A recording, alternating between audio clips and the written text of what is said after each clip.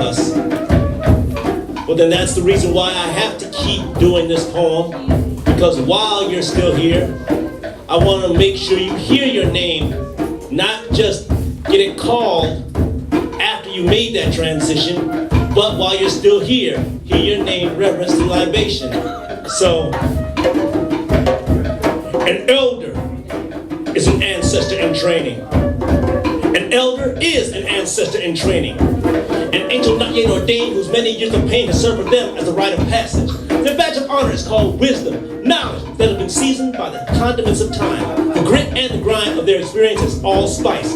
Salt and pepper may have grayed their hair, but ginger is shown up in their spirit. What they have to share with us is something spicy, sweet. An elder is an ancestor in training, trying to earn those wings. The many things they've been through have made them strong in ways the young are weak. Their life is a testimony. They have so much to share. The stories that they bear outvalue the finest diamond. An elder is an ancestor in training. Just as they teach, so do they learn and earn their place in that mighty cloud sitting right beside their mentors. It's on their shoulders that we stand, reaching higher as they inspire us to continue in their laid path. An elder is an ancestor in training. Their last days are that final exam. One day, the proctor will collect, and when graded, there will be no wrong answers. Upon their graduation, we'll show our appreciation for their inspiration by pouring libation. Our shades will resound to all ends of the earth. But why not pour libation now, while they're here to see it? Let them hear these shades on this side. Let those ancestors in training know we appreciate them now. Don't wait until the training is complete. Come on, call the name of a living elder. A living elder. A living elder that is an inspiration to you, and say Ashe. Yusef Crowder, Ashe. Ashe. All right, Ashe. All right, Ashe. Mama Virgie, Ashe. Ashe. Dr. Baruti, Ashe. Ya Baruti, Ashe. Happy birthday, Dr. Leonard Jeffries, Ashe. Naeem Akbar. Ashe. Akbar Imhotep, Ashe. Ashe. Mama Tamu, Ashe. Baba Hakima, Ashe. And for those others that don't roll off our tongues right now, let's just put it in the universe for them and say Ashe, Ashe, Ashe-o!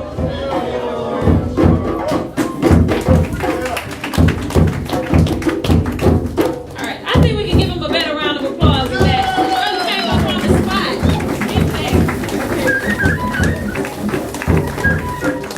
spot. Alright, so now we're getting ready to get into into the, I don't want to say the meat of things, I guess into the veggie of things, I don't know.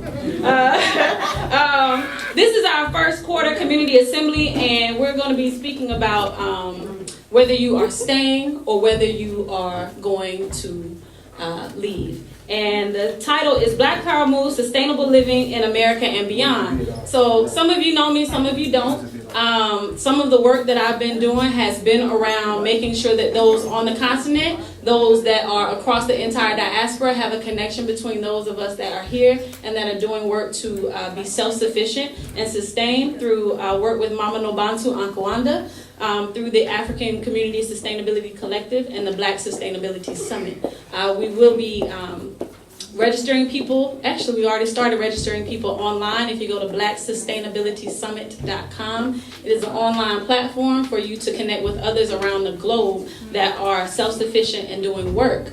So I'm very honored to be here moderating this discussion with those who are going to give their backgrounds and share a little bit with you all. One of the things I want to make note of is that we have note cards. And I would like to get these note cards to you all in case you have a question that we're not able to answer within the time frame of the event tonight, but would like to introduce them, ask them a few questions, but then get the questions from you, because that's why you came out tonight. It's not a one-sided deal. All right?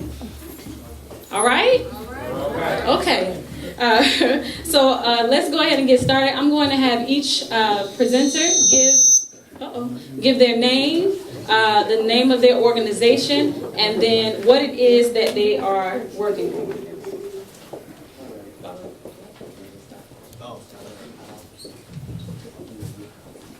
Hello, My name is Dwight Spence. I'm a original Atlantan. My group is somewhat global. I have a company called SMS Marketing International, and what we are doing and I'm doing is doing marketing for other countries and other products around the world. We are importing and exporting. I do several other things, but that's one of the reasons I'm here today. I'm working with Panama. I work out of Panama sometimes, and I've been to Brazil. I just got back from China. With nature. I think Brother Ross Kofi actually kind of came my definition of sustainability. And it's really just the ability to live forever. And we do that for our children and our children's children. So if we're not passing down information, if we're not passing down skills, if we're not passing down culture, then we're not being sustainable. If we are GMO, if we don't have seeds, then it's kind of difficult for us to be sustainable. So we need to be living in harmony with the earth, as my brother said right here. But in all aspects of it, it's really just kind of passing information from one generation to the next. So I have plenty of questions that I had for each one of the presenters, but I did want to find out some of the reasons why those in the audience actually came. What are some of the things that you all are looking for? If you have questions at this time for the presenters, let me know. Otherwise, I can go. You don't have to be shy. What brought you out? What interested you? Nobody? Oh. So, what interested me was the idea of staying leading. So, as you all are, you said that you want to explore, if you're ready to leave. For those who are staying or leaving, how can we ensure we don't repeat the same system? If we understand the system, first of all, that we don't repeat that same system of economic control. But how do we ensure that before making that kind of decision? There's the question. Anybody want to take it? I think I'll take a stab at it. I think there's always the battle between using the oppressor's tools to dismantle the system versus acknowledging the resources that are here or that are anywhere and using them. I think it is important that as we are here right now, that we start building coalitions and building community. Because if we can't do it here and we expect to go someplace else and do it, I think we've missed it. We can't see the brother and the sister next to us and understand that they have value and they have worth, whether their hair is permed or straightened, whether their skin is light or dark. Then when we go to the continent, we're going to replicate the same things. And I think the other thing is just to recognize that, as I said before, a lot of things that we are trying to leave here is already over there. I mean, from the skin bleaching to the, speaking the language of the oppressor. And so when we go there and we talk about Black Power, they're going to be like, what are you talking about? There's no, some of the phrases and things that we have to use over here to describe ourselves, they wouldn't have to use over there because, you're on the continent, so you don't have to say that you're an African because you have kind of this, I'm going to use the word tribal, but not in a pejorative way. So, I might be South African first, or I might be, from Zim first, or, as opposed to the community that we seek over here. So just recognizing that a lot of things that we are trying to fight, it's already there. And so we have to get it here, and then we have to get it here with each other. And then we can take that. Because a group of 10 of us can go over there and actually change it. If we're together. So we gotta get together here. Sure. I have a question. Yes, I'm gonna let him answer this next question and I'll Thanks my brother. I like that. That was I like that perspective. I wanted to add to that also. Yes, it's one of the most important things. We do have to have clarity, and that's why people like myself are available. I spend my time throughout the year just being available for anyone that you want to talk or call about repatriation and these things that we should have already had organized maybe 50 to 100 years ago. That's right. But it's but we definitely still have to keep working at it. But also we have to realize that there's some of us that are ready to make these moves, and unfortunately, we can't wait for everybody else.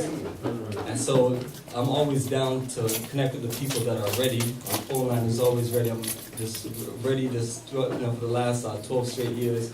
And for those of us who have been ready, we have been able to get a few things accomplished on the African continent. For the first time in history, I know at least several of my brothers and sisters that were born in the Caribbean and born in America that have attained Ghanaian citizenship.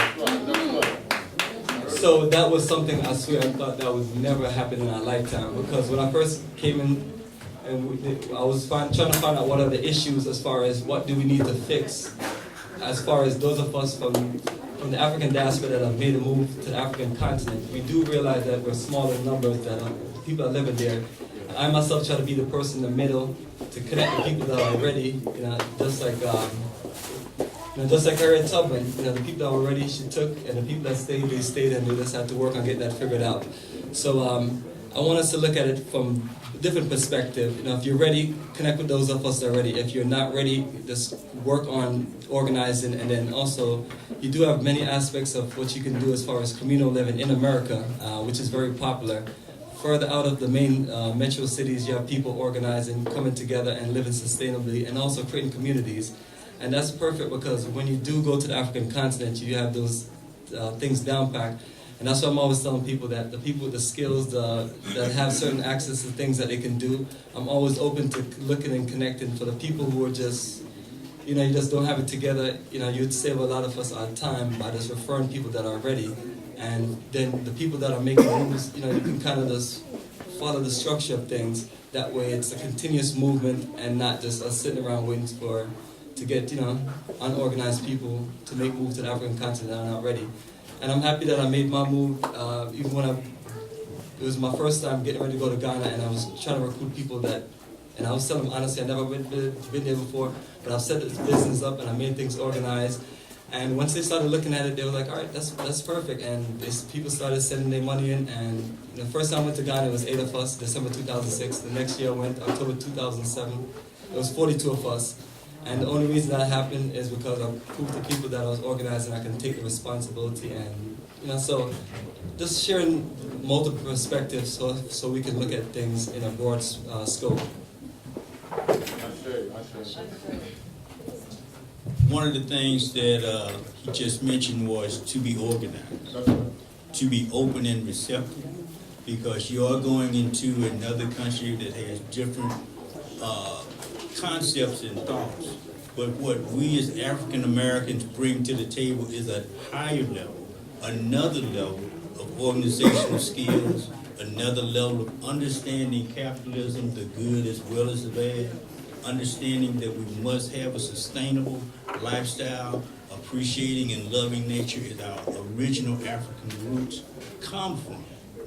The first civilizations and the first building of those civilizations started in Africa, and they just spread through Europe as people found out about us and came to conquer or came to take advantage of it.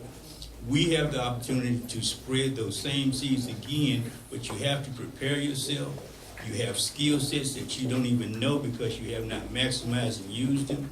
When you go to any other country, you will always find that Africans are rooted there, whether it be in one dish that everybody in that country is aware has African origination, or whether it is in the drum. Slavery did many things. It took Africans all around the world. To me, I redefine the definition of slavery to understand it was the seeding of the world with African culture. It was the seeding of all those countries to the indigenous people that were there to show them that there is a humanity, that you are free. You deserve to be in your own person, your own culture, your own language, and you do not have to assimilate to any colonization that has occurred. So you redefine a lot of things, redefine capitalism. We have to have an economic structure. Wherever you go, sustainable, you're gonna have economic structure. But as you redefine capitalism, you redefine the definition of profit. You redefine and utilize your true love of life, community, and family. I'd like to add to that as well. In your question where you said ensuring that we don't repeat the same things that we've been indoctrinated with and that have come to us from birth, just made within this system. I think my brother Obadale Campbell said it best across the seas in Ghana, where he talked about de-whitenization and understanding that the study of yourself and your culture in order for you to better understand who you were prior to enslavement, not just tapping into this neo-colonialism that's there and going and saying, oh, well, you know, the people that are here are not what I expected. There's no, you know, elder sitting underneath the tree to receive me, to give me all this knowledge, but it stays within the language that oftentimes we go and we want to continue speaking the language that we are coming from. That's right. So we must also understand the language in order to understand the culture. And I think that comes through a thorough study and also exploration of other places and spaces. I've been to South America, I've been to the continent, in the Caribbean, and I've seen so many different groups of those that have either repatriated or that have been there from time in and still speak a Kikongo-based language that have held firm. Whether they told me I couldn't stay because I wasn't married to somebody there and I wasn't born there, so I have to leave before the sun goes down. I still respected it because they were able to preserve their culture, and I can do nothing but pay homage to that. But they were able to do it by passing it on. So I think it also comes from a lot of self-study and also making sure that we are assets no matter where we go, because we have so many skills that we possess. Instead of just going and trying to drop, we need to be bringing things with us so that we can contribute to the society in which we're looking to integrate. So that's my input. I wanted to take the sister's question.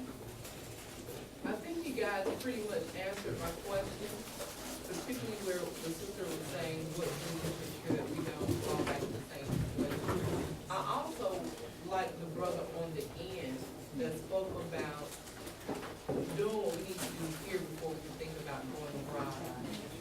I love the national anthem, marching on until victory is won. But what are we going to do while we're marching? What is the first step? What is the first step to being sustainable while we are here? How do we get property? How can we go in and hold on to what we currently have? There are people who feel like something is coming. And I can't say something is coming or something is not coming. At the same time, they are preparing for what they think is coming. You have people who are prepping for what they think is coming. They're collecting food. They're learning how to live off the land. They're not just speaking about it. They're literally learning how to eat meat. Literally. They're literally growing their own food. Literally. They're literally walking every day, getting their weight down. Learning comeback. So my question is, what are we doing while we are marching, while we are meeting together and getting a plan? What is the next step? What is the date set for the next step? Where do we go from here? Thank you. Great question. It is an excellent question. It's a excellent question, and I hope I can just get a portion of it right. But as we are talking about sustainability, I think the first step is sustainability and understanding your food system. Being able to grow and understand your body and to heal itself. Start growing little herbs in your kitchen or something, but start to understand that you may have to be and understand more about your whole nutritional system and your food system. So you start to grow. Another aspect I feel is in preparation is to learn another language. When you see that Africans leave Africa and they go to other countries because of war, because of whatever reasons, the thing that I find is that their brains are wired a special way, because in their community they have to learn multiple languages just to stay Like in Atlanta, you gotta learn the language for Decatur, you gotta learn the language for Conyers, you gotta learn the language for Macon, you know? So in Africa, their brains are wired because they understand how to associate, assimilate languages. So if you're going to stay here or not, the first thing you need to learn is Spanish. Once you learn Spanish, that will give you access to Latin America, South America, and parts of Europe. But it starts to rewire the brain to understand how to learn other languages. You know, you can go to the Caribbean. I was in Aruba in the early 80s, and a young lady was 18 years old, coming out of high school. And she said, Mr. Spence, where should I go to school? Should I go to Holland? Should I go to Europe? Should I go to the U.S.? She had those options available because she spoke 5 different languages. So when we talk about preparation from this point, learn you another language. If you're not ready to learn the language, go learn how to sauce. Once you understand the rhythm of a people, you will feel more understanding for that people, and I think understanding the language will come a little bit easier. Sustainability, your food system, your water systems are a must, no matter where you go. Even if you stay here, take control of your food, your nutrition, and your health. Okay? Excellent. Add to that. The next step I'll look at are some of the basics, training, us learning different methods of survival skills and business skills or technical skills. All of the different things that you contribute to running and upholding or maintaining a nation. It's like one of those dreams you just wake up one day and then there's no white people around, you know. And so you have to figure out what we're going to do now. As far as now, we're just going to, you know, are we going to do like, you know, countries like Jamaica to say that we're going to run a country efficiently or fall apart, or, you know, we're at the point now where other people are just not really in our way as we think, and it's just up to us to just use all the methods that we need to run our own world, our own environment. So I would say training, skill-based, and also just you know, becoming more social and reaching out to your other brothers and sisters in other parts of the world. That's one of the biggest issue is, you know, we're so segregated in different parts of the world. We're all about ourselves. So that's what the incredible opportunity of travel and does. So if you can get some traveling in between, you get a chance to go to countries where you can just now make it an option. Like on our itinerary, we have countries like Ghana, Brazil, Togo, and Benin. That's right. So that's a good start. But there's many different places you can start, and some of us have better options to start than others.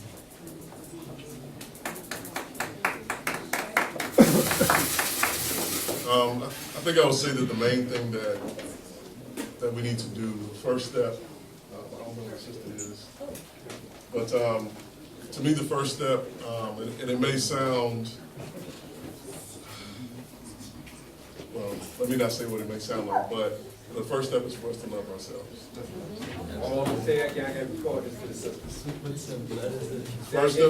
First step is for us to love ourselves. When you love yourself, you accept certain things, and you don't accept certain things. When you love yourself, you will allow certain things to happen to you, and you will not allow certain things to happen to you. So that is the first step. A lot of us have been taught to hate ourselves, to hate our skin, to hate the way that we talk, to hate the way that we think. Love yourself. There was no mistake when the Creator made you. And when we get to that realization, then we can truly love our neighbor. Because you know it says in the Word, it says, love your neighbor as yourself. That presupposes that we love ourselves. Because we can't love our neighbor if we don't love ourselves. Because they are nothing but a reflection of us. So once we learn to love ourselves, we have fought and won the battle. And then we can kind of get like-minded people together and get a community together. But it's hard to form a community when you got people in that community that don't love themselves. Because I can kill someone else in that community if I don't love myself. Because I don't value anything. And think that everyone should have the opportunity and the vision to understand that if your creator gave you the world, it's a shame for you not to check it out. And then as I travel, I see a lot of Africans everywhere, but the world is not used to seeing African Americans. And we need to go, we need to pass this heritage on. Our children have it right. When they come out of the womb, they are perfect, and they love themselves. We teach them not to love themselves. So we gotta stop doing that, by being that example ourselves. I would say one thing I didn't hear someone mention, and I think for people to add to what you're saying, is first you got to have your passport before you do anything. Like you have to have a passport. Like if you don't have a passport, you're not going to be able to go anywhere.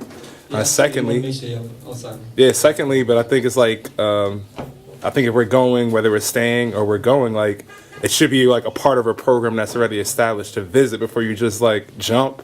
Because some people may be ready to jump and say, I could just go cold turkey.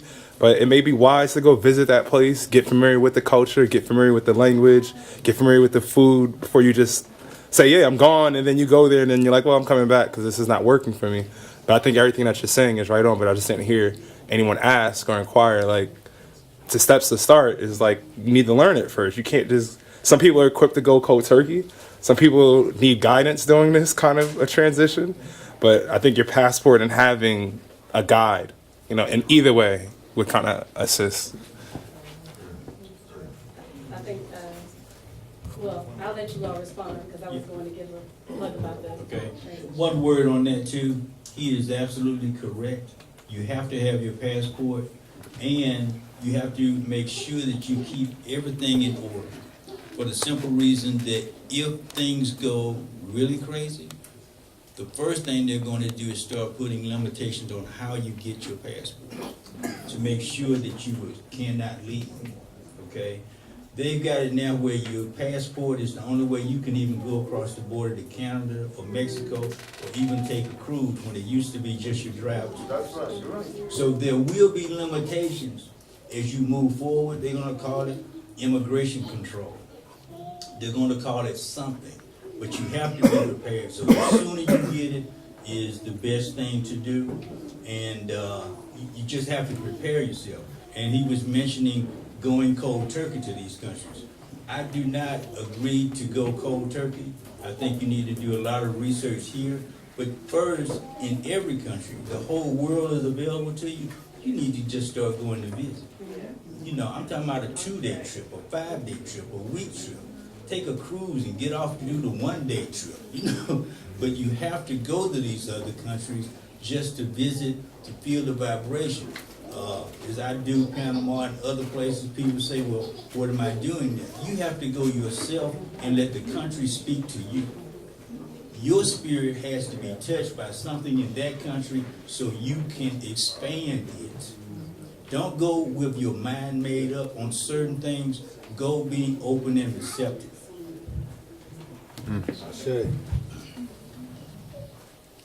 And just as far as the passport and the birth of this, getting this stuff together, that's absolutely what you want to get. I worked at for Delta Airlines for several years, and it was unbelievable the amount of brothers and sisters who didn't have passport, to where I made it my personal mission to be a part of that energy of just encouraging our people to get passport for the purpose of just many things. And one of the things is this economic opportunity.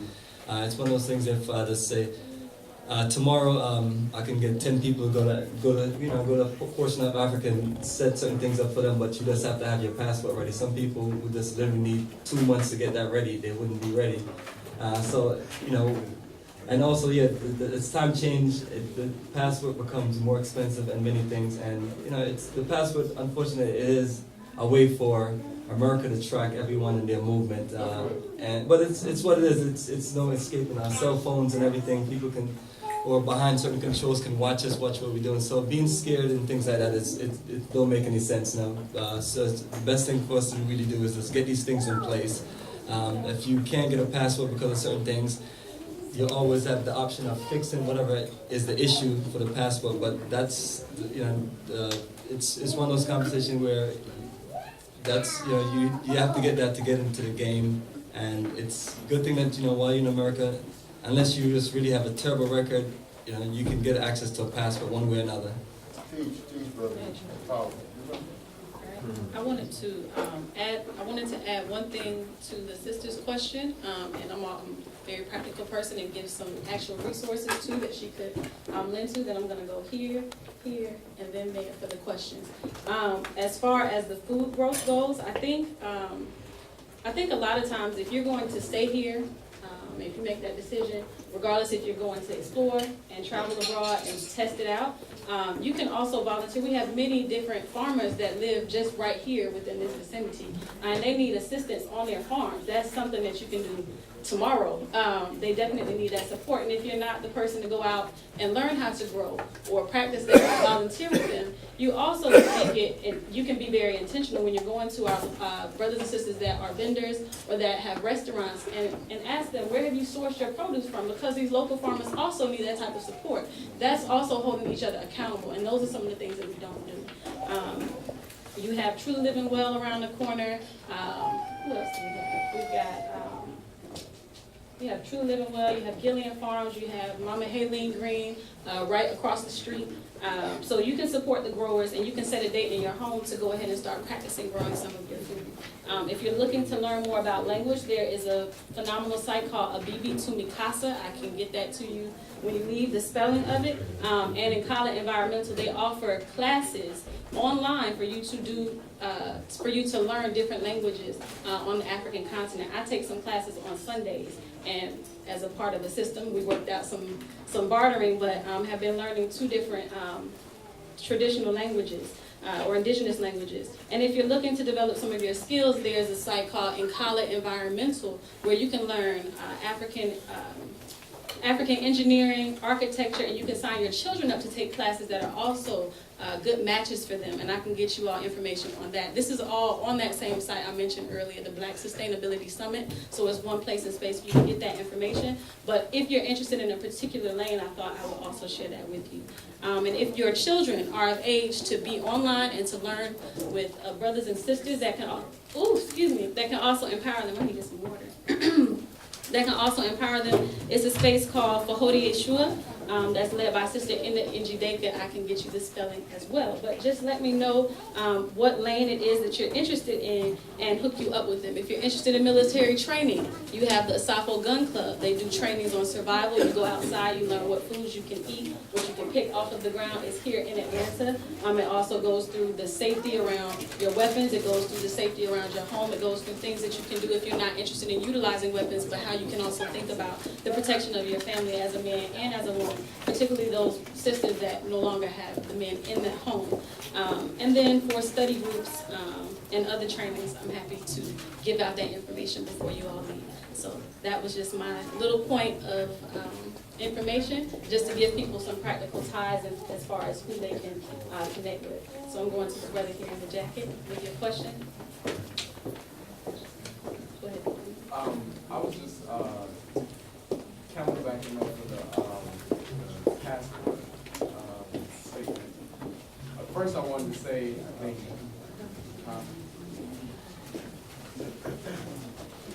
y'all can hear me over there? Yeah. Oh, okay, no problem. I just wanted to say, first and foremost, instead of choosing one, I feel like we should choose to be one. You know, everybody keeps trying to choose one organization or one idea. It's one nation under God, individual liberty. You got French, you got Spanish, you got Italian. We should be able to do the same thing. That's number one. And on that note, I know the UNIA, they speak of the government. They say they have a passport, constitution, different things like that. If any of us here, don't know about it or know about it, we need to kind of connect if there's any holes that need to be, fixed, so that we can officialize it to the point where we go through that channel of having passports. And those passports, where, as you said, we know they're going to track, they're going to use it for tracking and so on and so forth.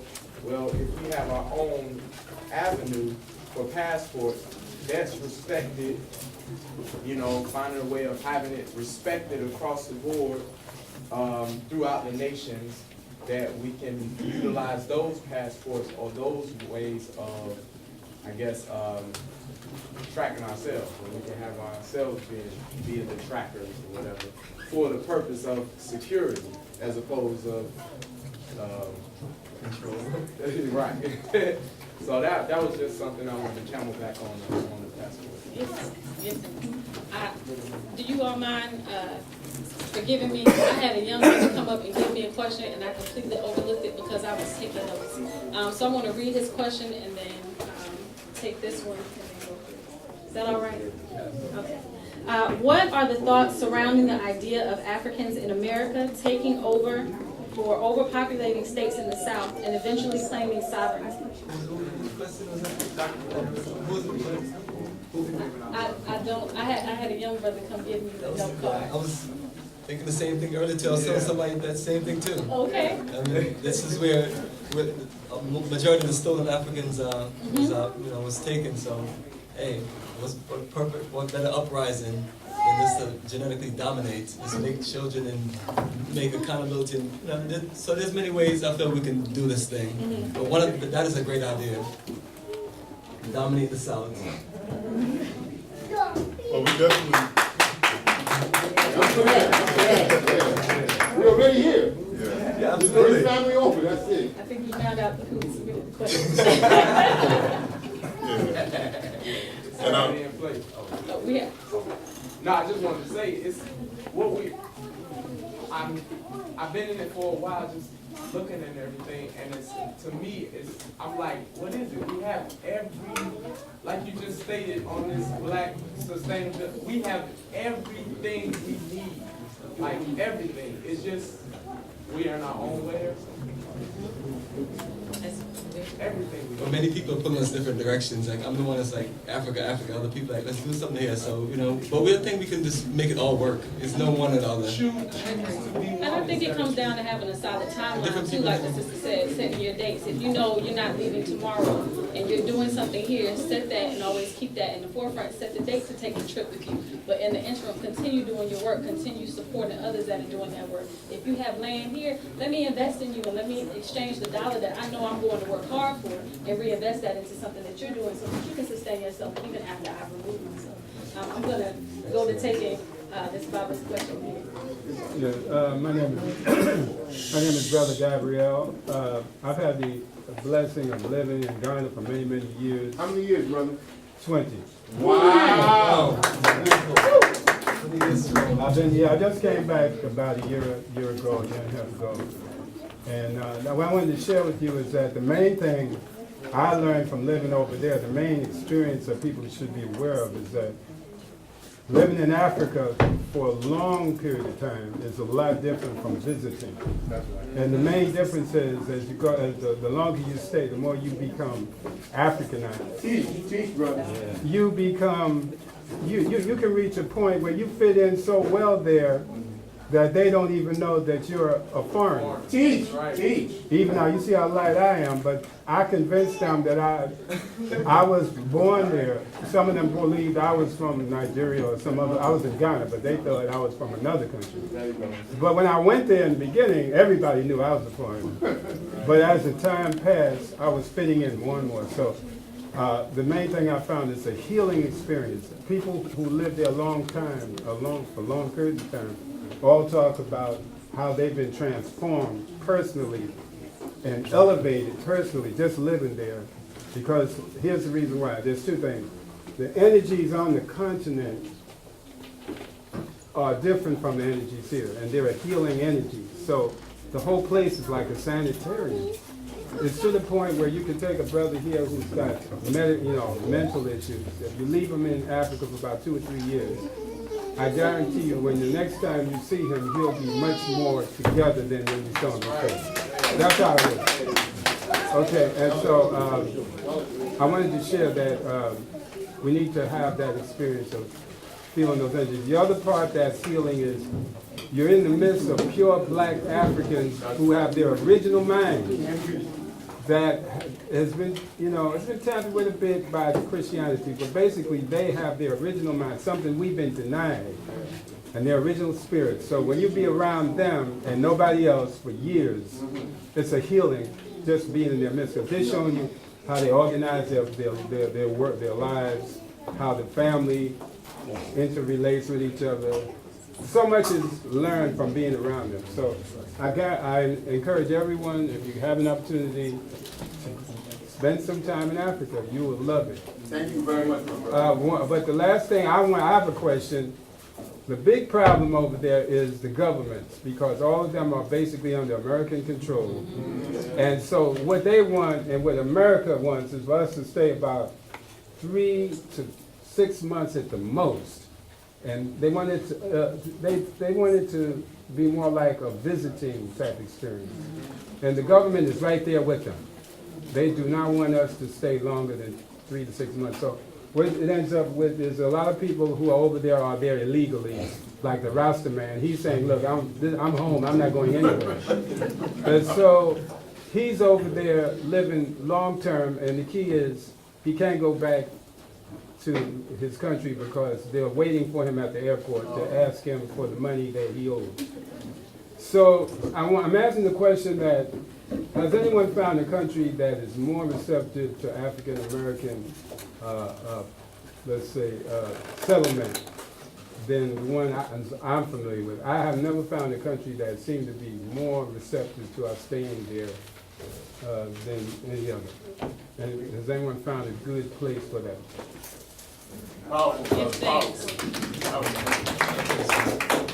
Yes, Gabriel, I appreciate your energy, and it seemed like right after you left Ghana, they started giving Ghanaian citizenship.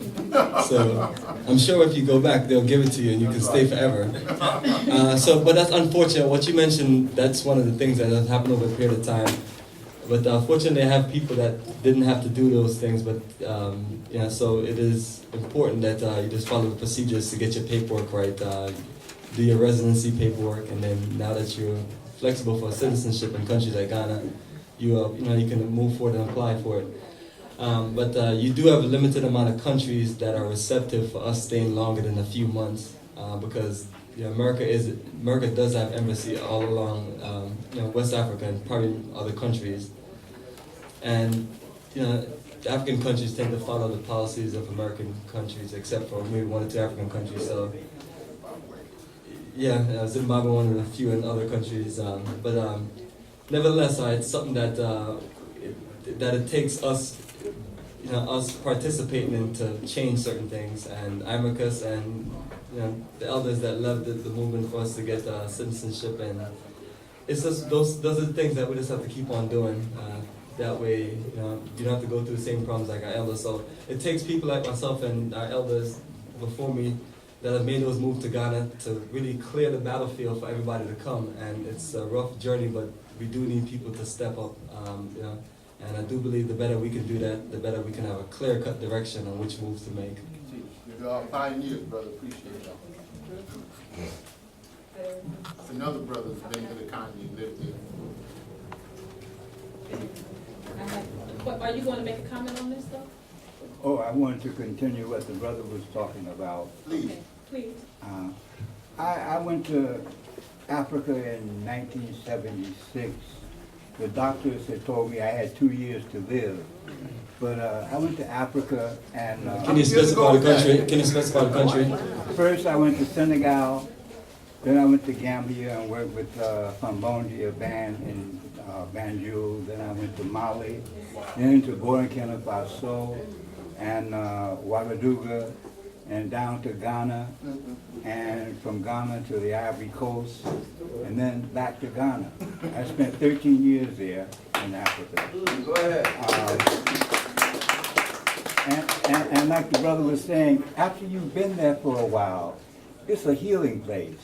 And the greatest healing for me was one day I was in Ghana, and To our children and grandchildren, because their generation is going to be a global generation, and you have to prepare for them. And Harmony with nature. I think Brother Ross Kofi actually kind of came my definition of sustainability. And it's really just the ability to live forever. And we do that through our children and our children's children. So if we're not passing down information, if we're not passing down skills, if we're not passing down culture, then we're not being sustainable. If we are GMO, if we don't have seeds, then it's kind of difficult for us to be sustainable. So we need to be living in harmony with the earth, as my brother said right here. But in all aspects of it, it's really just kind of passing information from one generation to the next. So I have plenty of questions that I had for each one of the presenters, but I did want to find out some of the reasons why those in the audience actually came. What are some of the things that you all are looking for? If you have questions at this time for the presenters, let me know. Otherwise, I can go. You don't have to be shy. What brought you out? What interested you? Nobody? Oh. So, what interested me was the idea of staying on the so, as you all are, you said that you want to explore, if you're ready to leave.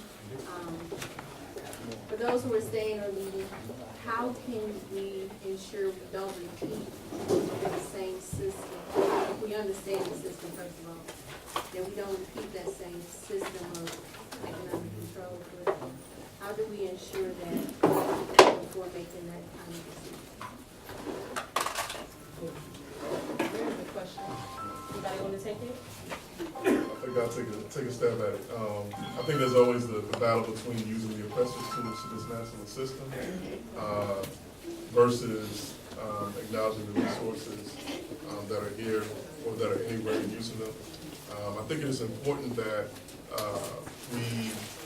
as we are here right now, that we start building coalitions and building community. Because if we can't do it here and we expect to go someplace else and do it, I think we've missed it. We can't see the brother and the sister next to us and understand that they have value and they have worth, whether their hair is permed or straightened, whether their skin is light or dark. Then when we go to the continent, we're going to replicate the same thing. And I think the other thing is just to recognize that, as I said before, a lot of things that we are trying to leave here is already over there. I mean, from the skin bleaching to the, speaking the language of the oppressor. And so when we go there and we talk about Black Power, they're going to be like, what are you talking about? There's no, some of the phrases and things that we have to use over here to describe ourselves, they wouldn't have to use over there because, you're on the continent, so you don't have to say that you're an African because, you have kind of this, I'm going to use the word tribal, but not in the pejorative way. So, I might be South African first, or I might be, from Zim first, or, as opposed to the communities that we seek over here. So just recognizing that a lot of things that we are trying to fight, it's already there. And so we have to get it here, and then we have to get it here with each other, and then we can take that. Because a group of 10 of us can go over there and actually change it if we're together. So we gotta get together here. I have a question. Yes, I'm gonna let him answer this next question and I'll do it. Thank you. Thanks, my brother. I like that. That was I like that perspective. I wanted to add to that also. Yes, it's one of the most important things. We do have to have clarity, and that's why people like myself are available. I spend my time throughout the year just being available for anyone that you want to talk or call about repatriation and these things that we should have already had organized maybe 50 to 100 years ago. That's right. But it's but we definitely still have to keep working at it. But also we have to realize that there's some of us that are ready to make these moves, and unfortunately we can't wait for everybody else.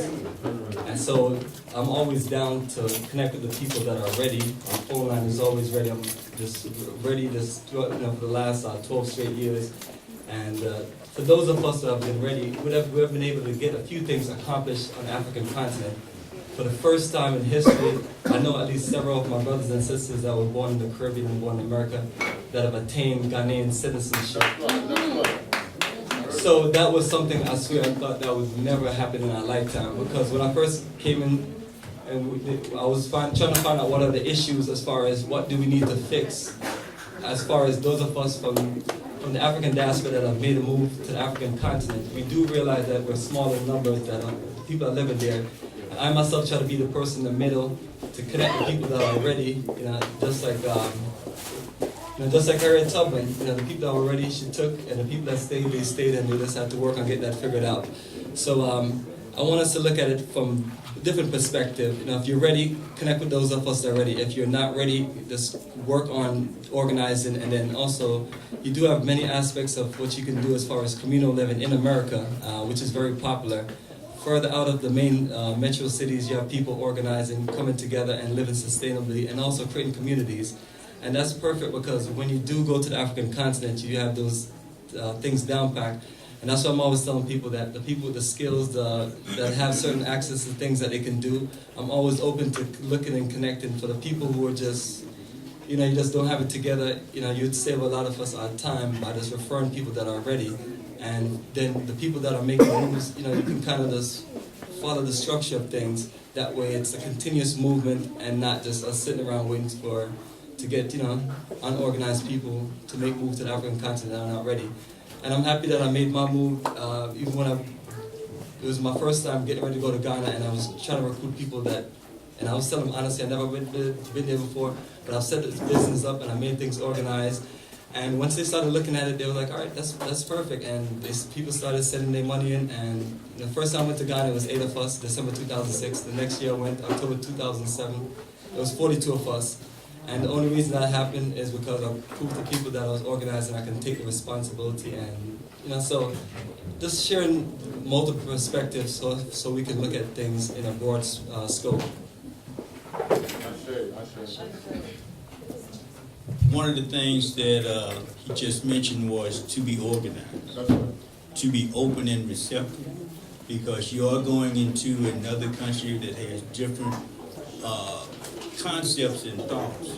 But what we as African Americans bring to the table is a higher level, another level of organizational skills, another level of understanding capitalism, the good as well as the bad, understanding that we must have a sustainable lifestyle, appreciating and loving nature as our original African roots come from.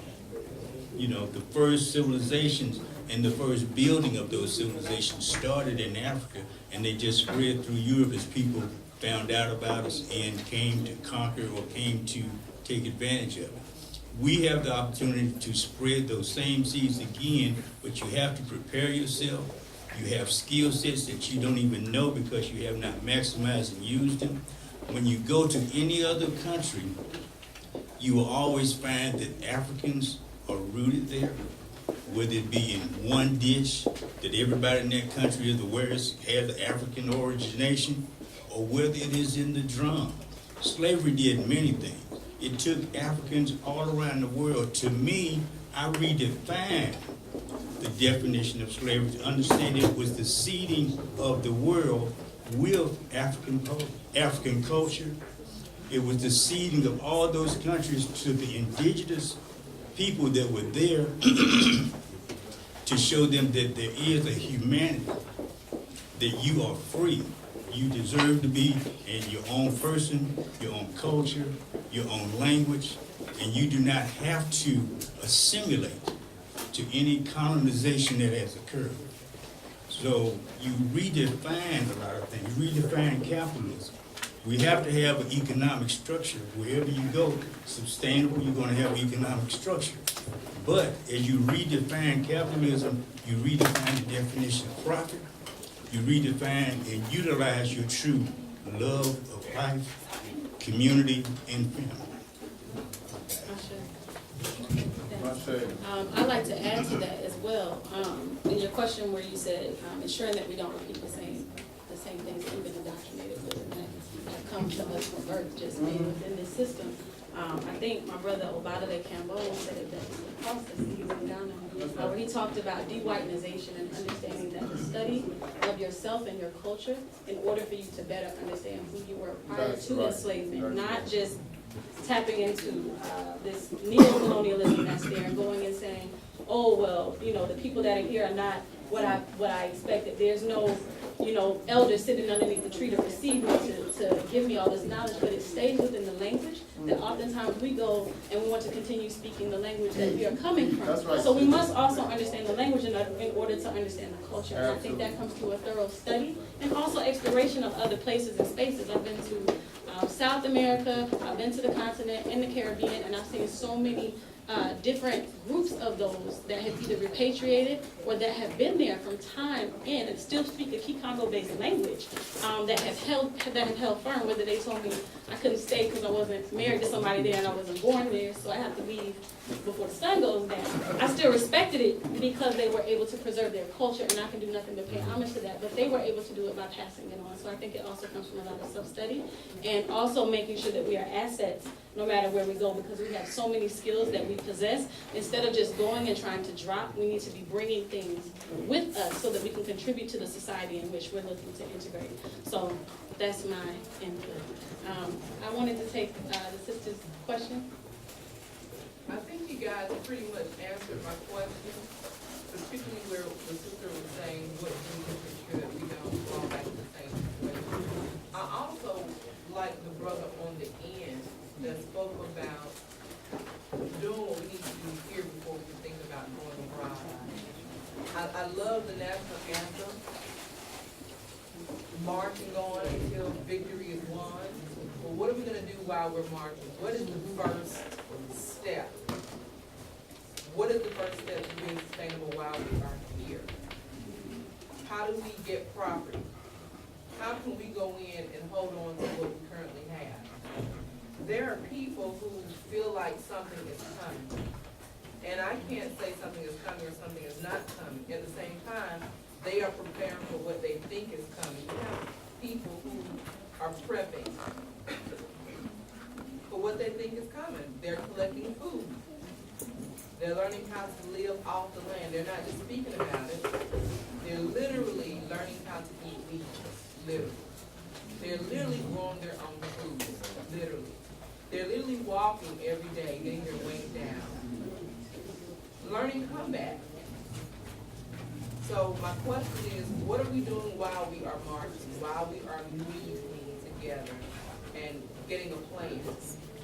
What is the next step? What is the date set for the next step? Where do we go from here? Thank you. Great question. It is an excellent question. It's a excellent question, and I hope I can just get a portion of it right. But as we are talking about sustainability, I think the first step is, sustainability and understanding your food system. Being able to grow and understand your body and to heal itself. Start growing little herbs in your kitchen or something, but start to understand that you may have to be and understand more about your whole nutritional system and your food system. So you start to grow. Another aspect I feel is in preparation is to learn another language. When you see that Africans leave Africa and they go to other countries because of war, because of whatever reasons, the thing that I find is that their brains are wired a special way, because in their community they have to learn multiple languages just to stay. Like in Atlanta, you got to learn the language for Decatur. You got to learn the language for Conyers. You got to learn the language for Macon. You know. So in Africa, their brains are wired because they understand how to associate, assimilate languages. So if you're going to stay here or not, the first thing you need to learn is Spanish. Once you learn Spanish, that will give you access to Latin America, South America, and parts of Europe. But it starts to rewire the brain to understand how to learn other languages. You know, you can go to the Caribbean. I was in Aruba in the early 80s, and young lady was 18 years old, coming out of high school. And she said, Mr. Spence, where should I go to school? Should I go to Holland? Should I go to Europe? Should I go to the U.S.? She had those options available because she spoke 5 different languages. So when we talk about preparation from this point, learn you another language. If you're not ready to learn the language, go learn how to sauce. Once you understand the rhythm of a people, you will feel more understanding for that people, and I think understanding the language will come a little bit easier. Sustainability, your food system, your water systems are a must, no matter where you go. Even if you stay here, take control of your food, your nutrition, and your health. Okay? Excellent. That's that. The next step I'll look at are some of the basics, training, us learning different methods of survival skills and business skills or technical skills. All of the different things that you contribute to running and upholding or maintaining the nation. It's like one of those dreams you just wake up one day and then there's no white people around, you know. And so you have to figure out what we're going to do now. As far as we're just going to, you know, are we going to do like countries like Jamaica to say that we're going to run a country efficiently or fall apart, or we're at the point now where other people are just not really in our way as we think, and it's just up to us to just use all the methods that we need to run our own world, our own environment. So I would say training, skill-based, and also just becoming more social and reaching out to your other brothers and sisters in other parts of the world.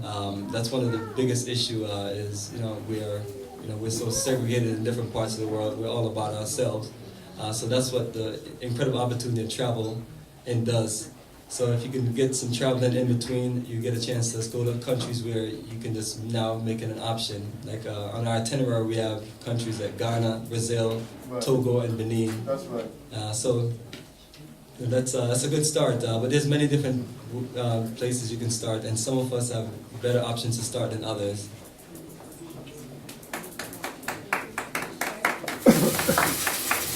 I think I would say that the main thing that we need to do, the first step, I don't know what sister is, but to me the first step, and it may sound, well, let me not say what it may sound like, but the first step is for us to love ourselves.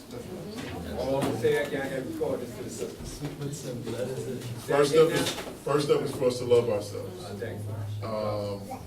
When you love yourself, you accept certain things, and you don't accept certain things. When you love yourself, you will allow certain things to happen to you, and you will not allow certain things to happen to you. So that is the first step. A lot of us have been taught to hate ourselves, to hate our skin, to hate the way that we talk, to hate the way that we think. Love yourself. There was no mistake when the Creator made you. And when we get to that realization, then we can truly love our neighbor. Because it says in the Word, it says, love your neighbor as yourself. That presupposes that we love ourselves. Because we can't love our neighbor if we don't love ourselves. Because they are nothing but a reflection of us. So once we learn to love ourselves, we have fought and won the battle. And then we can kind of get like-minded people together and get a community together. But it's hard to form a community when you got people in that community that don't love themselves. Because I can kill someone else in that community if I don't love myself. Because I don't value anything. You need to just take the leap and jump, because it's okay to leave the plantation. Trust me, it's okay.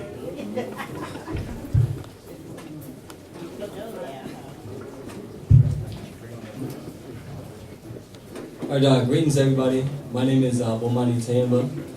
I'm originally from Kingston, Jamaica.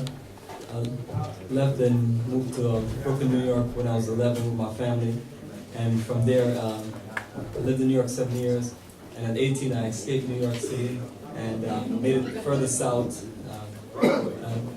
After being in the military for about 5 years, I made a conscious move to wanted to build a straight black enterprise, and I realized it was time to take it back to the South. So I moved to the Atlanta area, more on the south side, about 15 years ago. And during that time, I connected with some good people to where I was able to really be joined into the energy of what we call, the conscious, or the community of people that are consciously connected to Africa or interested in that connection. So during that time, being down here, I had a great opportunity to travel to several African countries, Senegal, South Africa, Kenya, the Gambia, and eventually Ghana. And in 2006 was the birth of an era where I started taking it to a different level of wanting to connect our people to the African continent for the purpose of sustainable development, and also building an opportunity for us to connect with our people away from America and in more of an African-centered energy. So Ghana was that country that had all of the energy where we could build a program.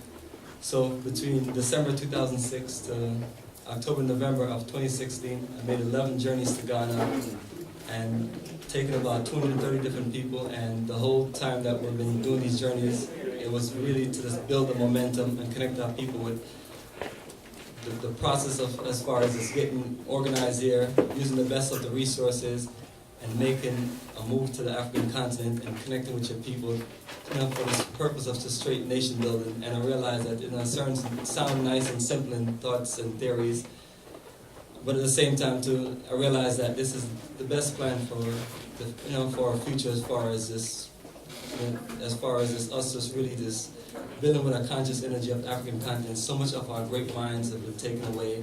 So the movements of people like myself and other people is more dedicated to connecting to Africa. So definitely want to talk with everybody more later, and hopefully we got a lot of questions so we can just really just find out where people's minds are as far as this making that conscious move to the African continent.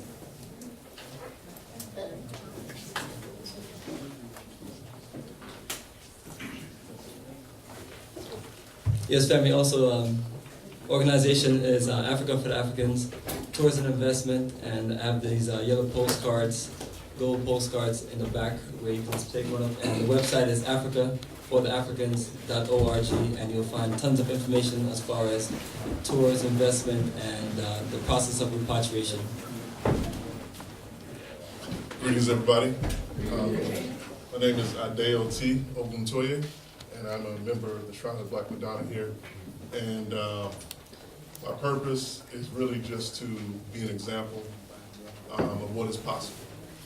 And so I guess we'll kind of get into some things when we do the Q&A, but really just those of us who are in the room here today, we have the power to change the world. We have the power to change our reality. We don't need anything outside of the room. We have all the answers right here. We just have to have the will to do it. So for the three of you, I guess the question would be, or kind of what I've taken from it is, are you all for staying or for repatriating? Going down the line, either staying or leaving? I'm for exploring. I think that life is a concept that does not mean that you have to live within one box forever. We are creative spiritual beings designed to spread love, consciousness, and be the example of the greater possibilities. So it's just about exploring and utilizing your options. It's okay to leave, because wherever you live is where you are that day and that moment. A lot of times I'm traveling, people saying, am I going to live in Panama? Wherever I am that day, that's where I live. And Atlanta is my home. It's always available to come back to. But once you've been given dominion over the whole earth, the whole world, that's your plan. You can go and you can come and go. I got people that I know globally that live in one country for a year, then move to another. They're just constantly exploring and expanding, learning different languages as they go. Excellent, well said. Let me see if I can add to that. Absolutely, the world that we live in is a great big world of a lot of options. And for myself, let me kind of just pinpoint directly. I'm for escaping America, just like I escaped New York City when I was 18. I realized that we do have a lot of options and access to certain things in America. So while we're here, the best thing I feel for us to do is to use the access to these resources to make a move to build something for a future in Africa. There's a village that we're going to in May 2017. It's called Benue Village. This is a sister who was born in Jamaica, and her family, she moved to England, and then she decided after even living in America to make a move to Ghana. And we have so many people there on the continent that's doing wonderful things, but the hardest thing is for them to do the things that they want to do without our support here. But most of the time, our resources are being put towards, keeping the status quo going, which is just maintaining our own oppression, for us to use most of our resources to give back to the system. So I'm always the one for using as much of those resources and contributing to the continent for the purpose of, when we talk about growth and development, and make sure we have institutions in place. And I think the more we can do that, the better and the faster it will grow. And the less we decide to do that, then the more the continent of Africa would have an outcry. And then, you see more Asians and Europeans coming in and just doing things that we should be doing. So that's my long, drawn-out answer. Yes, let's escape America. I guess the question, I want to kind of throw out a question to everybody. How many of you all were not born here in Georgia? Okay. When you all came to Georgia, was there a bit of transition in terms of the culture, the weather, the way people spoke? Okay. So when we talk about, moving to Africa, we're talking about a continent with cultures, varied cultures, varied languages, temperature differences. If you're talking about South Africa right now, it's summer. There's a lot of different things and research that we need to do before we talk about going anywhere. Even moving from the south side of Atlanta to the north side of Atlanta is a transition. Much less when we're talking about going to a place that we haven't been to in a while. My parents are both born in Nigeria, and when they go home, it is a transition for them. Just because things change. If you've just been in Atlanta, you leave Atlanta for 2 years and you come back, you notice things have changed. Prices have gone up. Some stores that you used to go aren't there anymore. Some people are not there anymore. So when we're talking about moving to a different continent, have we built those relationships? Because we're talking about going to a different community. What is our purpose for going? Are we going because we want to escape, as my brother said? Are we going because we want to build? Are we going because we want to integrate? And then when we get there, we may be surprised to see the things we're escaping from are there, and they beat us there. So you might see the only white person you might see might be a picture of Jesus. And you might be like, oh, you might get called a white person because you don't speak the language. So those are things that you have to be ready for. So when we're talking about moving or transitioning in any way, we have to be prepared for those different things we may encounter. So my suggestion, my feedback would be for us to be prepared for anything that we do. So whether we're talking about moving or staying, we got to be prepared. I think everybody had very great responses. It's true and honest to themselves. I think I looked at Baba Amos Wilson's blueprint for Black Power and put it and kind of juxtaposed it to the destruction of a black civilization, and looked at building a nation within a nation, and then also taking it upon myself, like you said, to travel and go to these various countries. Now, it may not have been wise to go by myself, but so many people decide, oh, I want to go and I don't want to go, and they don't make a decision, and then going for yourself to explore and to see and fill out the culture, it's very the same. And if you don't know the language, you don't understand how to communicate with people, understanding the rituals and the cultures that are already there, as well as the exposure to Western civilization, you can also be a little bit off-put at different times if you're not prepared for it. So I think it's beautiful that we have somebody up here that is taking people on tours to give them some exposure before you make a decision if you decide to stay or if you decide to actually leave. So I think it's beautiful that you all are talking about exploring. In this sustainable living, whether you're here or abroad, I'd like to get you all to kind of define what sustainable means for you, because so many people can have different definitions of what sustainability means. Whether that's, can I do for myself? Is it just self-sufficiency? Is it holistic? Would you all define kind of sustainability for you? And then we're going to get into some questions, a little bit deeper questions around the work that you all have.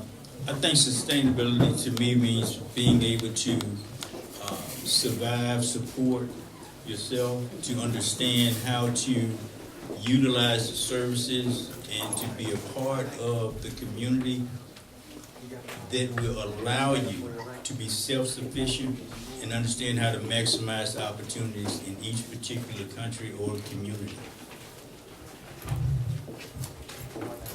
Excellent.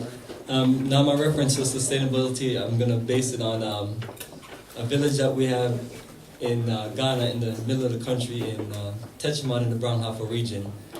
Now, to really just get a feel of sustainability, you're looking at that you're in the middle of an agricultural part of the country, Ghana.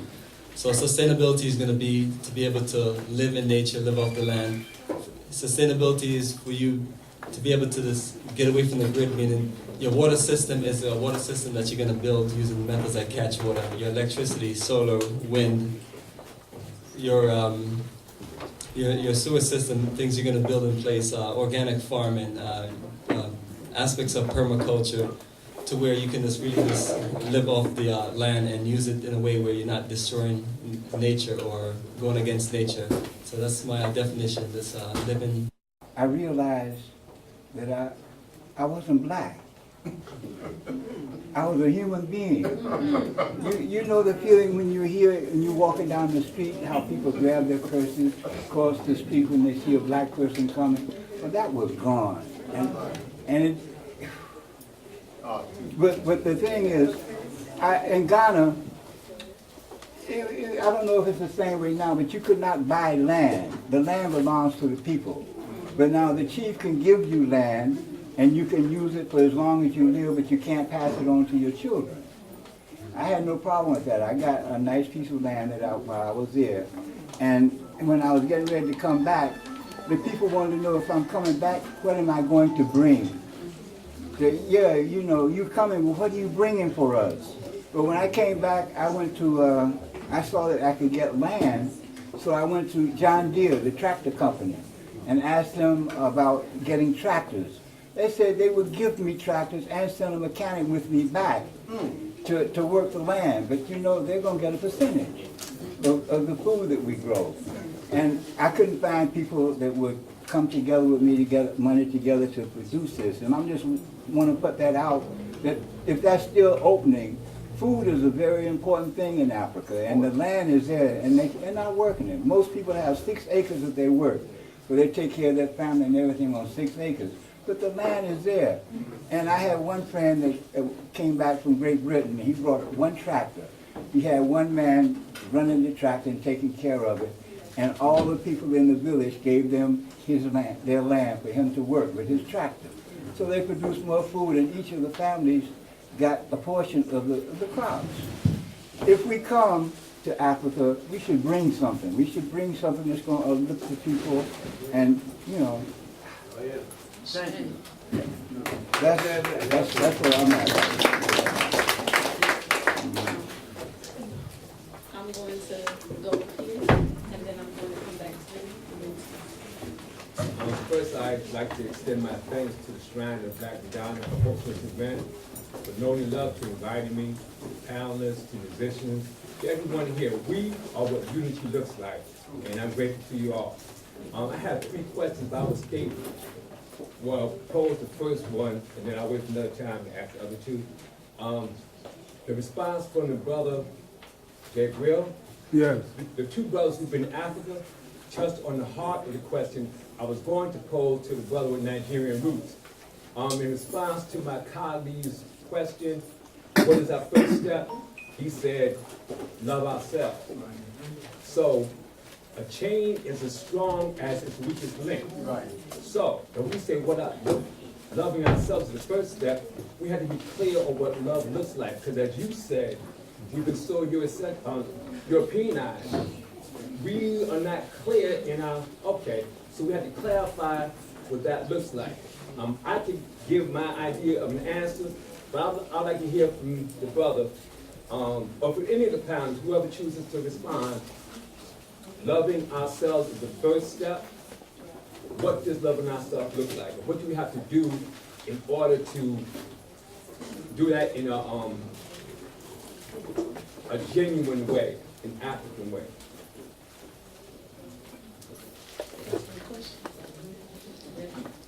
So, I think that it's you know, I think you rightly stated about the language barrier.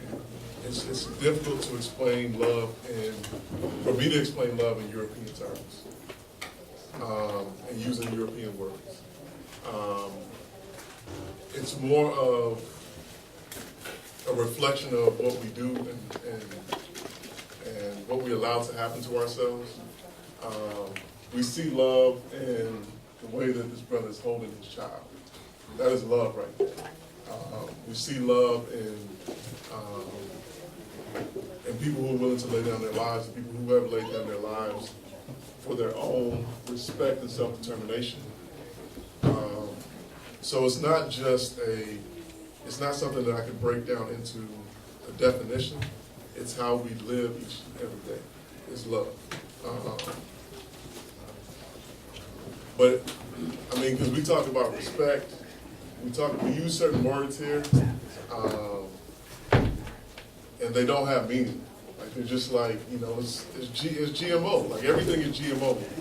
You know, everything is genetically modified. So, you know, for us to try and describe respect, you know, I respect myself, and then I'm going to work for somebody else. Nah, that's not respecting yourself where I come from. You know, we talk about I love my mother and I never go and see her. That's not love. I mean, it's just certain things that, you know, it's action, what they say, actions speak louder than words type of thing. So at the end of the day, when we are, I'm gonna put this in a way that, unfortunately, I think that some of us will understand, but the way that we feel for white people sometimes, when we feel that for ourselves,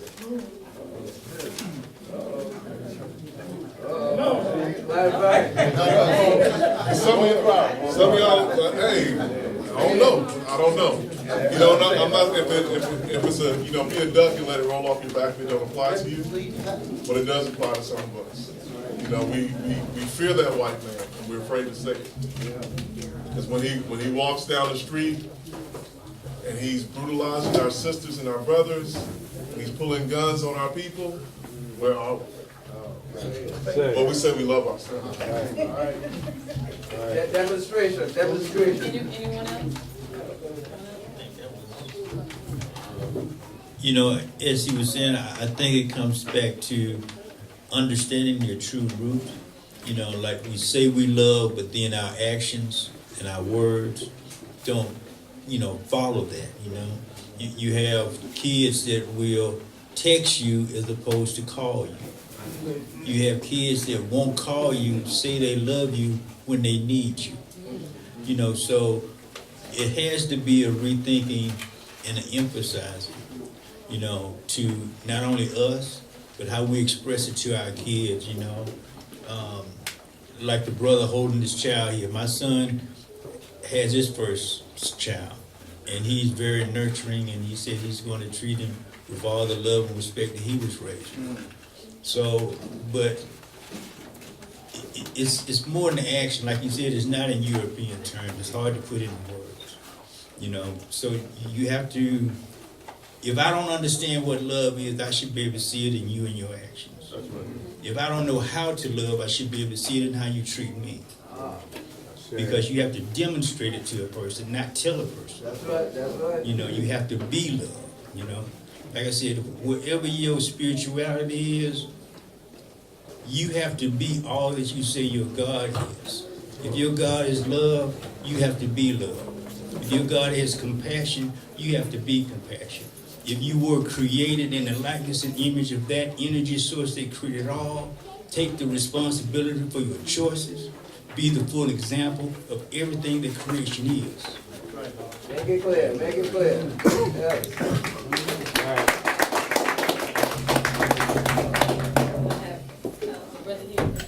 As far as talking about what we should be doing next after we protest and whatnot, and piggybacking after why we ban the quote-unquote public servants that are here to serve and protect us from our politicians done for our police officers. What I think we should actually do is get practical education on the law and different civil engineering trades and how to acquire and own our property. That way we can actually build our own infrastructure instead of, you know, always relying on them to handle stuff or to do favors for us on our behalf. Because it's like, if we was to know and stand for our rights, you know, we wouldn't have to fear being brutalized and being shot and stuff like that. And we'll be able to, when we go to court and fight for these rights, we will be able to speak their language and understand how they're actually screwing us over. Right. And then we could actually prevent that, and that would actually humble them. Because the same law that we're bound by, the same law they're bound by. And it's more worse for them because they're not protected by the things like the Constitution that protect us. Because they are here to protect that Constitution by oath. And if they violate that oath, you know, they guilty of perjury and treason. You know. So when we're able to stand, know like the back of our hand, how to stand for our rights, stand firmly on it, you know, it would actually put them back more in their place. Like saying, organizing land trusts, you know, organizing a corps of engineers, you know what I mean, plumbing, electrical, HVAC, things that we actually need. Having, you know, people design clothes so we can clothe ourselves, farmers to feed ourselves. And when we go to these marches and these rallies, instead of just being angry and in our feelings all the time, we should be, you know, use that as a networking opportunity, you know, to actually, you know, get these things started. You know, have resources online. Have, like, here now, we should, you know, we can have like gatherings like how we have now to actually teach these things, have a presenter on different aspects of the law, you know, or to open up trade schools, you know, affordable trade schools and whatnot, and give grants and scholarships to teach our children how to stand and do these things. You know, that way we ain't, you know, just marching just to look cute on TV or whatever. You know what I mean?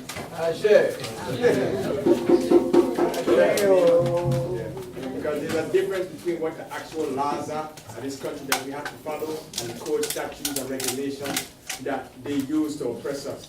You know, there's a big difference, and my coming in, I'm learning about it now, but my coming into it is like all these code statutes and regulations we don't actually have to follow or really listen to per se because they're not a law. We just think they're law because of the way they enforce them.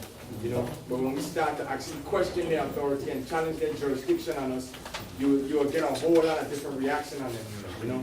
And when we go to court and we sue the government for violating our rights and taking back their money, that's actually listening and affecting them where it hurts. So they will be more inclined to listen to us and to respect our being, you know.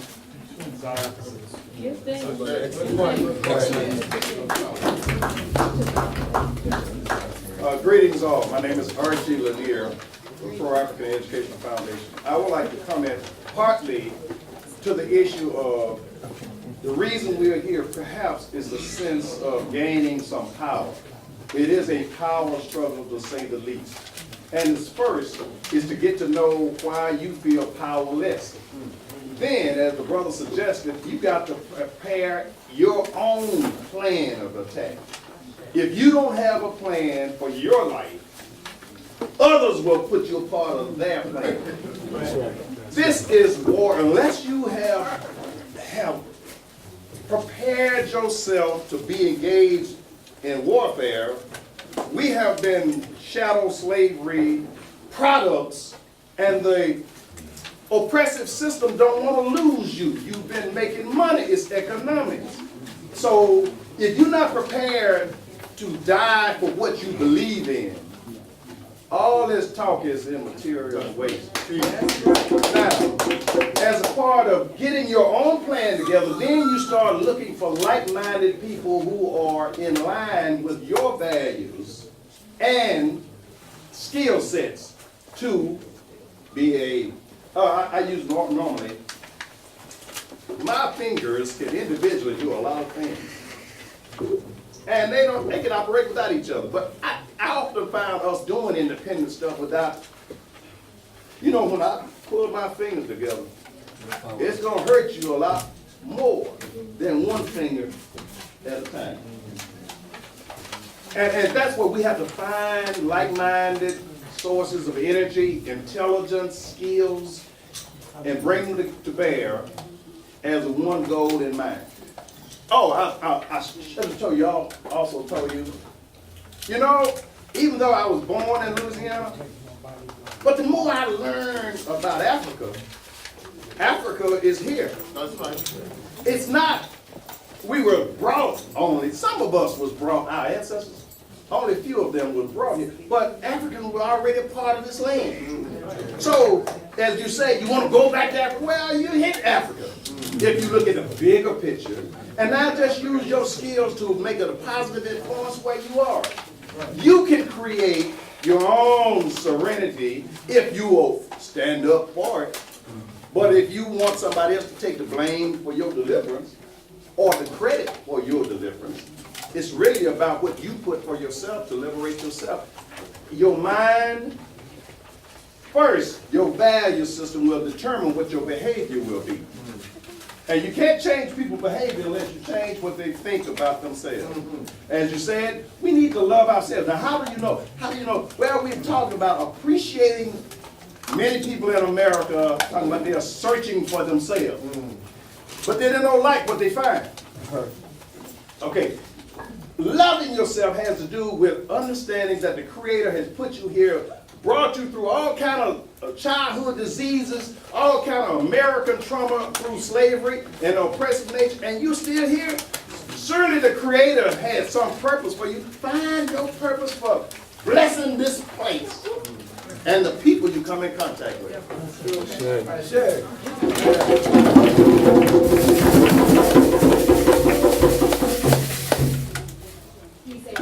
Peace. All right, I would like to ask a question. I would just like to ask a question to you guys. So let's just say, well, I would like to ask, all of you, now you all have lived in Africa, right? Or been to Africa? I go back and forth.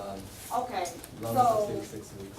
for those who have been in Africa, the first question I would like to ask is, what's the most valuable thing that you have learned while you was in Africa that you would never forget, that you would pass on down and share to those who need to know?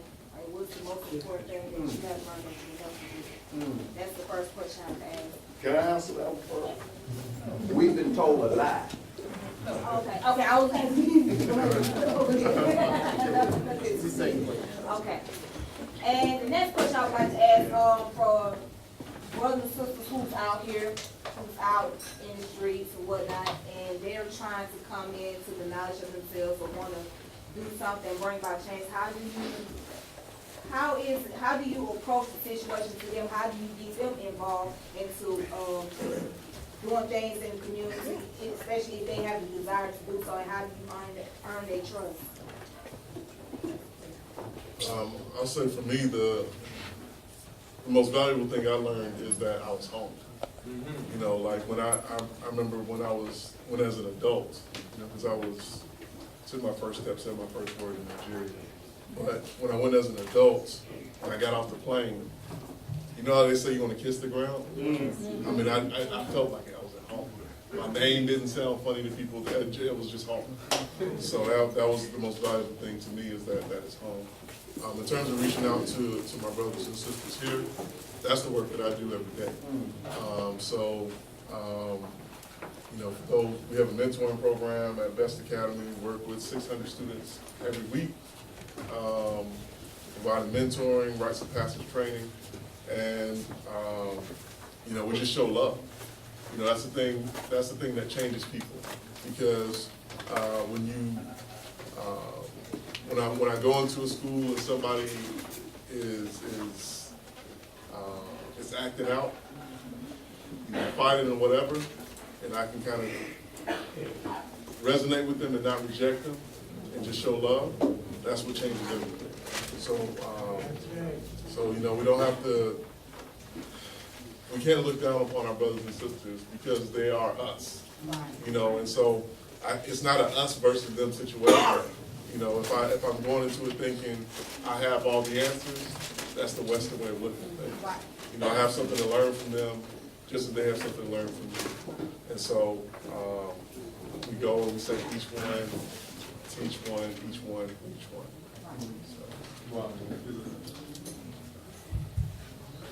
Excellent. To give a direct answer, the most important thing to myself and what I was looking to find in Africa was, you know, the family values that majority of my family were born in Jamaica, and then once we started leaving, we got dispersed all over the place. Returning to the African continent, returning to that energy, really just showed me what family is about and how family structure and operate. The fact that some of the systems that work for our ancestors we still practice in countries like Ghana is incredible, because those systems keep our family together. When we're here, we're dealing with courts, lawyers, judges, and everybody that don't have our best interests, and all they're trying to do is just get financial resources and put different people in the system. The thing that I appreciate is that when you go to certain homes and you're there, you get to analyze and see how family communicate. And then if there's issues or things that are this, you know, there's ways to really solve certain issues, and that's what I saw my whole time there in the African continent. Just learning and acknowledging, and that's one of the biggest reasons why I spent so much time trying to connect and make moves, because I saw those authentic values of what I used to hear about the South before I got here. Still exists in Africa. The same as those cultural energy that, when growing up in Jamaica, remind me of until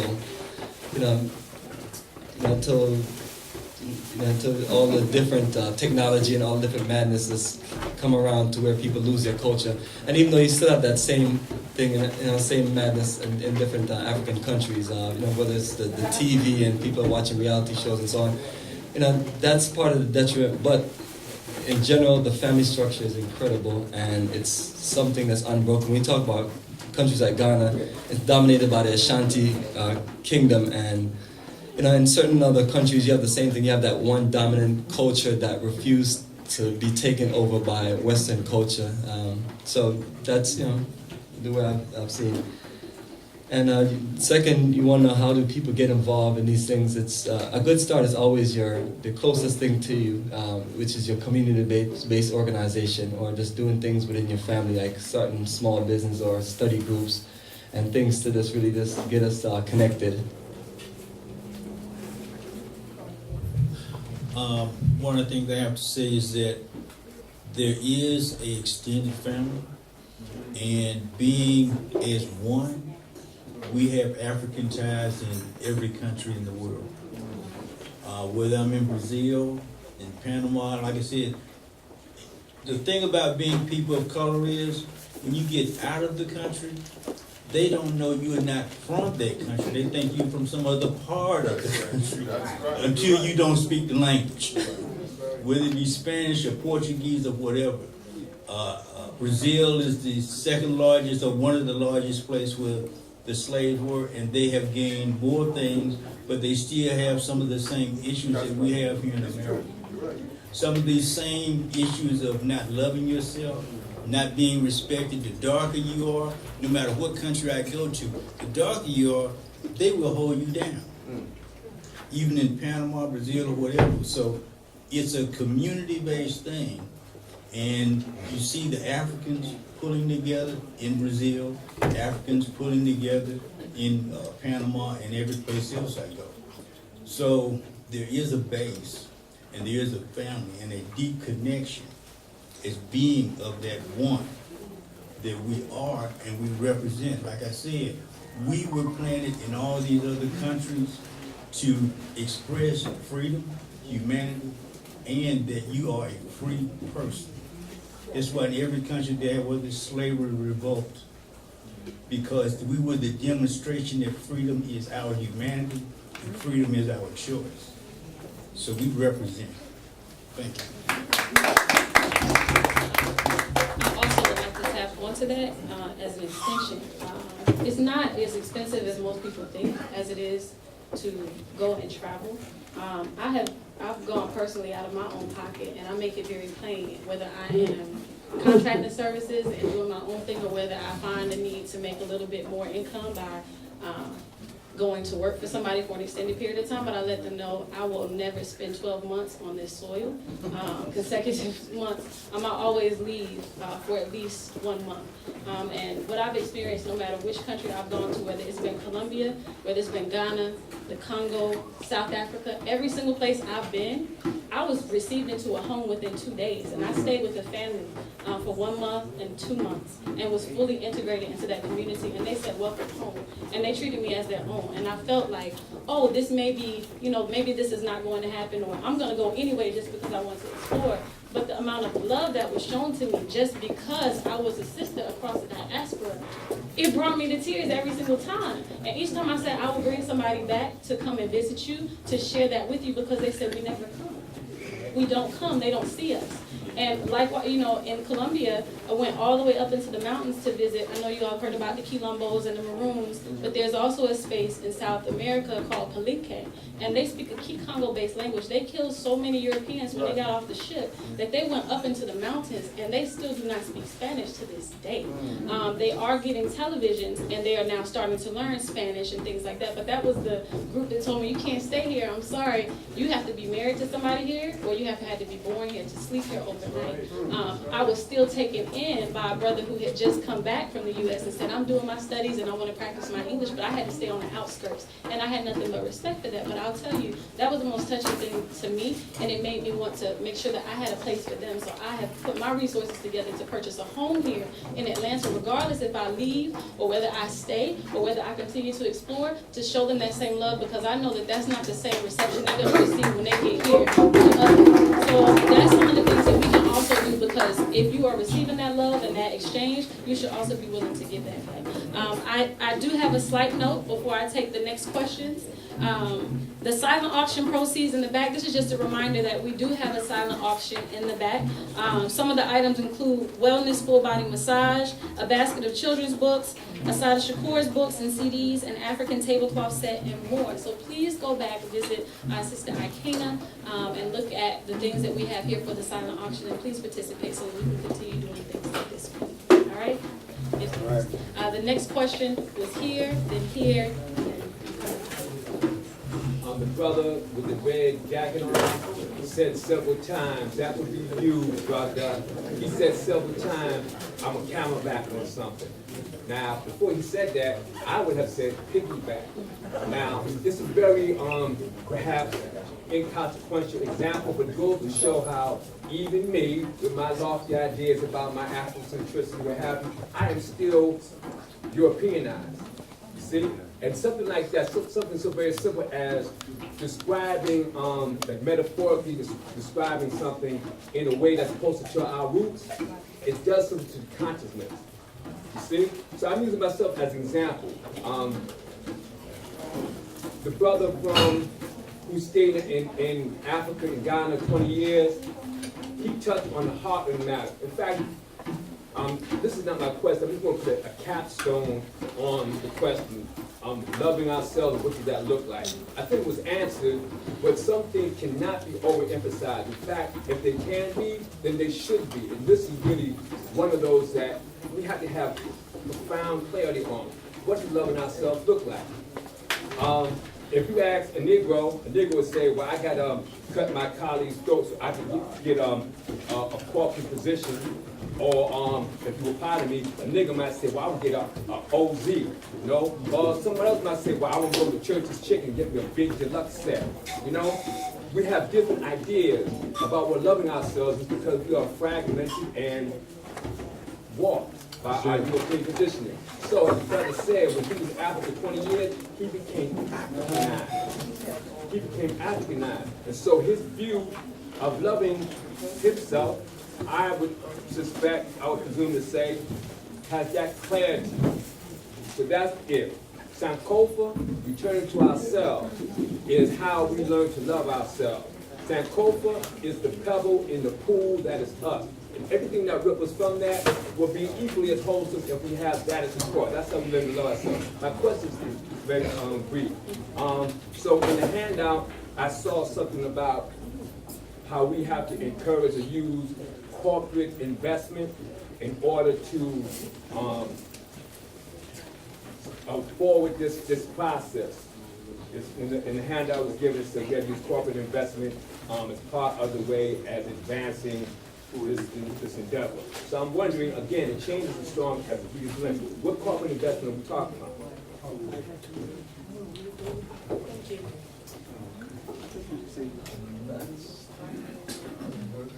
I'm not sure about what you're talking about. I think the question was about the handout. Yeah. The clarity on which handout? It says at the bottom on the last paragraph. Oh, the handout that's here on the Yeah, I think table. the last paragraph. I think you have one information. I think I'll give them a moment to read through it. I'm gonna take another question just because we are pressed for time. I'm gonna give them a moment to read through it. Corporate, the second from the last paragraph. Okay. Corporate sponsors to reinvest. I'm wondering what that is. Well, brother, that happened to be my handout for Pro-African Educational Foundation.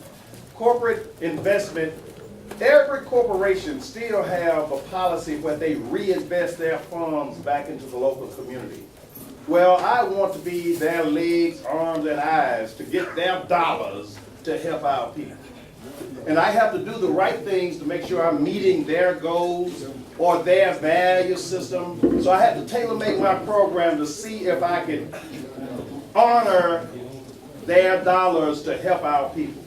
That's what that is. And we got to be conscious of the fact that they're giving money away to a whole lot of people and groups and organizations. I just want some of that money economically to help our people. There you go. Is this a comment on top of it or is it a question? That's an honorable gesture. There's another question that was on the floor. Oh, it is a comment. Okay, go ahead. Okay. Well, really just to, as you said, comment back on that's clearly why we had a word we thought we made up, enculturate. And the more we used it, then eventually it was online and we actually found the word enculturate. And the reason why we thought we made it up was because of that. We still have a European mindset and we say the same thing, oh, my back killing me, all those things have to be eliminated. Instead of incorporating certain things, we have to have a differentiation between incorporate and enculturate. So that was the whole concept. It goes back into language as well, Right. where you're coming from, because if you don't have that frame of reference, then you're confined to the language in which you've been taught, and then sometimes we find ourselves at a loss for the word because we are thinking from a different mindset that we've been put into this space or box. But I'm going to take his question, then this Baba's question here, and then. Okay. I just be emphatic. Can't bother with the devil. That's all I'm going to say. For the board, I don't know if this was covered or not, because I did come in a little late, and that's my fault. But my mother went to Ghana, or she was in Africa for a minute, and she was kind of overwhelmed by the masses of humanity that were poor. And one of the brothers that mentioned bringing a John Deere over kind of rang in my head a little bit, and it's like, so after we get all our skills together, then like what are like the 5 top things that we can bring, that we can give, that we can, you know, I don't want to come someplace empty-handed. What am I going to be able to bring to the people?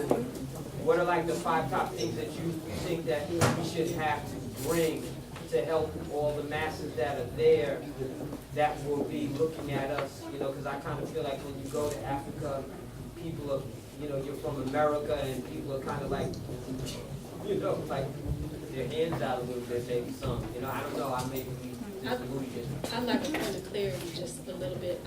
When you speak about going and giving, before we pose the question, is there a particular country, because the continent is very vast and there are different needs for different? Well, it would probably be the most logical country, which would be the country that would be offering you citizenship if you're going there to set something up. Okay. So that might be whatever those countries are. Ghana, I do know, has actually done that. That's maybe Ghana. So what can I bring, like, as far as you're saying, get these skills so I can assimilate, but then what skills do I need that I can help, that are gonna help that the people will embrace? Perfect. I'm gonna just looking at my tour book and looking at different things that we have in there. We talk about Africa, the final frontier for savvy investors. For those of us that want to invest the land, but as far as skills itself, you know, when we talk about sustainability, you know, you're talking about being able to use your hands to build and take care of everything that you need, and using the science that you learned in your mind to put it in place. So, yeah, it could be, you can number it down to 1 or 2. You can bring a various amount of skills, but literally you just think about all of the skills it took to build this this nation, and to develop it at the level it's at. And not saying that you're using the same methods, because we're talking about sustainable, and this nation wasn't built sustainably. So you need the same skills, engineering, science, but more important, if you can use your hands to learn how to build a sustainable home and all the methods that go into it, that's a good start. Using your hands to rework the land. And there's some things that you don't really need a lot of skills for, to take equipment and dig and get to work. Okay, so that's something you can share. You're saying that's what you can share with the people that are in need. I mean, I'm feeling like, I want to go there and have something to help. Yes, and it's very honorable, and at the same time, it's not as simple.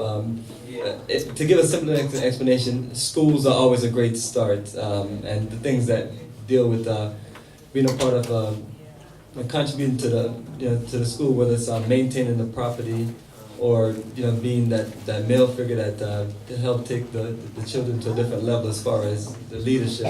It's many things. So it's just really based on the individual and what they're open to. And unfortunately, sometimes we talk general, but individuals also have to pinpoint on some of the general things that we talk about. Go ahead. Well, I was going to say, one, be careful the words we use. We talk about poverty and people being poor and in need, because many of the solutions and answers are already there. I think the main impediment to true self-determination on the continent comes in governance. It's not a lack of skills, it's not a lack of resources. I mean, obviously, Africa as a continent is the most resource-rich continent. Every cell phone that we're using has material that comes from. So we're talking about governance, and so that's the real issue right there. The level of corruption, and I don't mean in terms of stealing resources, but I mean in terms of selling out to the European interests and the Chinese interests, is what's really keeping the continent thriving, because Africa has the gifts. And so if you have someone that doesn't have resources, it's not because there's not resources around them, because they don't have access to those resources.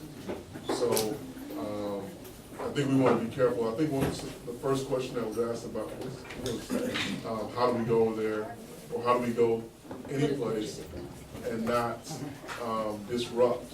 Because a lot of times when we're going over there with the educational system, we're going with the European education system that teaches them to be individualistic and to not work together, and it breaks down the family. So I think that if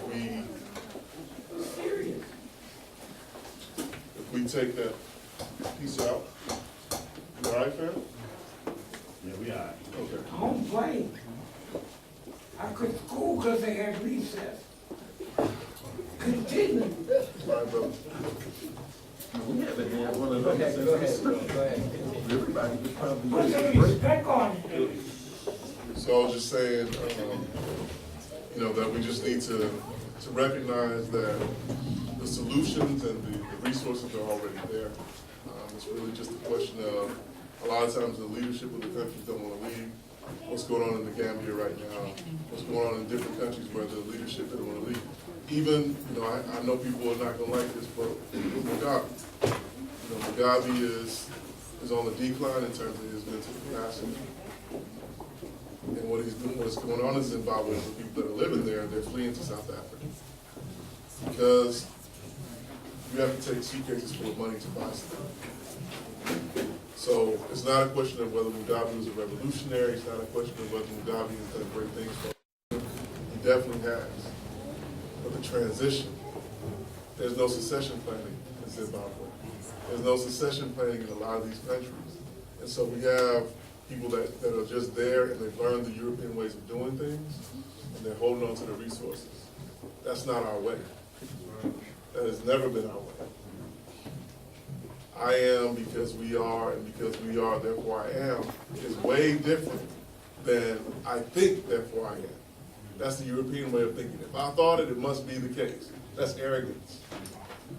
Whether, as it relates to the way that we relate to each other, but if we say I am, because you are, then I recognize that I only have meaning in the context of the larger community. And so we have to really just go there with that mindset as opposed to going there with the mindset of I'm taking something to you. Because that's, read Pedagogy of the Oppressed, where it talks about the education system and how the teacher has all the information and gets to, no, that's not a real education system. The real education system, the classical education system in Kemet, Nubia, and Kush was one that was circular, where we all sat around and we got from each other. It wasn't one person sitting up here preaching to you all, because we've been exchanging energy this whole time. So we got to continue exchanging that energy. I think what I was getting at was though, I don't want to go there and feel like I'm just here to set myself up. Oh, and agreed. just you know what I mean? I want to, and there's people around me that may need something. It's like a sharing. No, I agree. And the comment that I wanted to make clear is that the biggest thing you can take over there is you. To go and let the country speak to you, to go and let the people vibrate with you, and you will get more answers than you know. We have, the sister here has a wealth of resources. We have a wealth of resources right here with Bomani, and there's a wealth of resources here. But the true experience of knowing what they need and how to do it will come from you going. Your presence is the first thing you need to do, because the vibration of the land, the vibration of the people, and those needs will vibrate with you, and it will direct you in how and what you need to do. Let the land, let the community, let the people vibrate with you, and you will feel something, and you will have more answers than you thought you needed. I would like to touch on that. Then Ms. Baba has had a question for a moment, then I'm coming back here. I'm going to come here. I'm going to go there. Hold me accountable. I've done my pointing. But to touch on one of the things that I think maybe perhaps you brought up was around governance. And I think the same thing happens even within our communities that are here. If you do not have a place set up for your elders to transition to, it makes it more difficult for me to release and let go, because I'm also worried about my how I'm going to be sustained, because we still are not operating in a sense of, oh, I'm the elder, I'll take care of the children, then you go off and you continue to bring in the money. You know, there's a certain type of exchange. The same way if you're holding office, John, you know, he's not going. He's also burned a lot of bridges. And he's fearful of, when I let this go, he said he was going to step down. He decided he was not going to step down. He started considering, I haven't done right by the rest of the people. I don't have a healthy transition plan. I don't know what it is I'm going to do. And I haven't trained up the next leadership, which brings me to, if you know an elder that can pass down that wisdom, don't allow them to make that transition without having passed that forward to you to continue on that work, which is one of the things that I also think that they should be doing, is priming, if they're doing the right thing, priming the next generation to continue the good work. And as far as what you can do, there are so many skills that I think that we have not uncovered. First, even recognizing how many skills we actually possess, that comes into self-love, that comes into understanding who you are, and the amount of skills that we even possess. I went initially thinking, I'm coming to learn from you. I want to sit at the elders' feet. I want to learn. What can I do?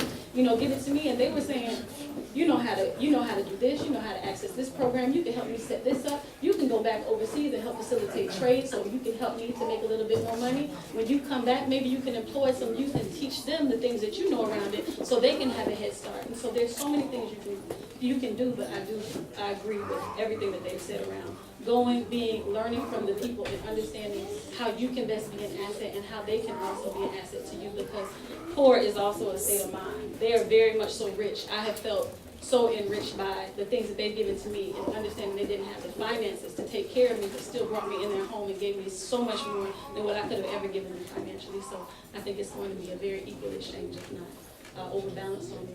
So continue going and stay.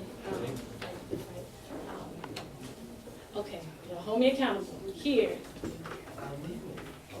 Okay, I have been involved in community outreach for decades.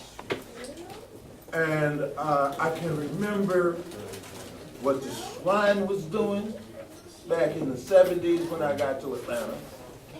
I can remember what I was doing in the 60s. And it's about what, as a people, we need to do, how we look at the necessities of life, how we segment responsibility, and how we prepare. The Shrine used to have a program called the Black Slate. And the Black Slate used to be voter education. And they would have a list of who we should vote for and why. But the fact of the matter is now, our short-term memory has got us so emotionally tied into the old battle between separation and integration that we don't want to have no parts of anything that had accomplishments connected to it. We have to realize that we can do more than one thing at a time. We have to multitask in levels that relate to our necessities of life. We have social necessities and responsibilities, which mean we have to get along with one another. We have to get along with our elders and our children, and we have to do so in a cohesive way that allows everybody to flow coherently. In other words, move with an order that doesn't create chaos. Now, we also have an economic necessity because we have to exchange in order to receive. And in order to have that, everybody needs to be on the same page when it comes to what is valuable and what is not valuable. And it's not about our emotional connection with desire and with pleasure and with pain and all of that, because none of it is meant to be fun. It's just necessary. Then we have this political stuff. We said, oh, don't want nobody to give us nothing. He said, oh, I want the philanthropist. But our tax money is going out the window, and we're ready to abandon it because we're so full of pain and anger. The fact of the matter is, if we're looking at the governance and the responsibility to deal with it, We don't need to send a leader to the political party. We need to totally populate the political party, and then we become the ones who choose who runs in the primaries. And the one who wins the primaries win because we populated the party, and because we became the party, and because being the party got our candidates in office. And because we, as a group, rather than them or he or she as a leader representing the group, amongst a collective of more than that one, the unity factor means that the responsibility to that group creates a need to adhere to what our expectations of that primary winner is. Because they know the next time a primary comes up,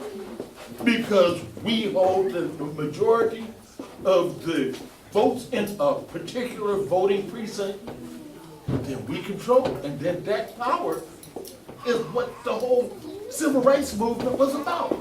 But all we said is, oh, we were just marching, and marching was something to be seen. It was a glamour thing. No, it wasn't a glamour thing. It was pain. It was degradation. But there was already pain and degradation. So which was worse, the pain and degradation you acquiesced to, or the pain and degradation you resisted, and the accomplishments as a result of that resistance? Ashe, Baba, are you going to revive that, what did you call it, the black scroll? The black slate. The black slate? Well, I'm not a member of this right. And the reason why it stopped, I mean, like, I'm very conscientious of what happened, but I don't want to hog up all the time because we haven't had any breaks and other people have things to say. We need to incorporate everyone in their development. And if everybody's just listening to one person, they're not taking the time to be creative thinkers, constructive thinkers, and critical thinkers. Because that's what we need to do. We need to think as much as we need to feel. We can feel success, but we got to think the strategy in order to achieve it. Give thanks. Give thanks.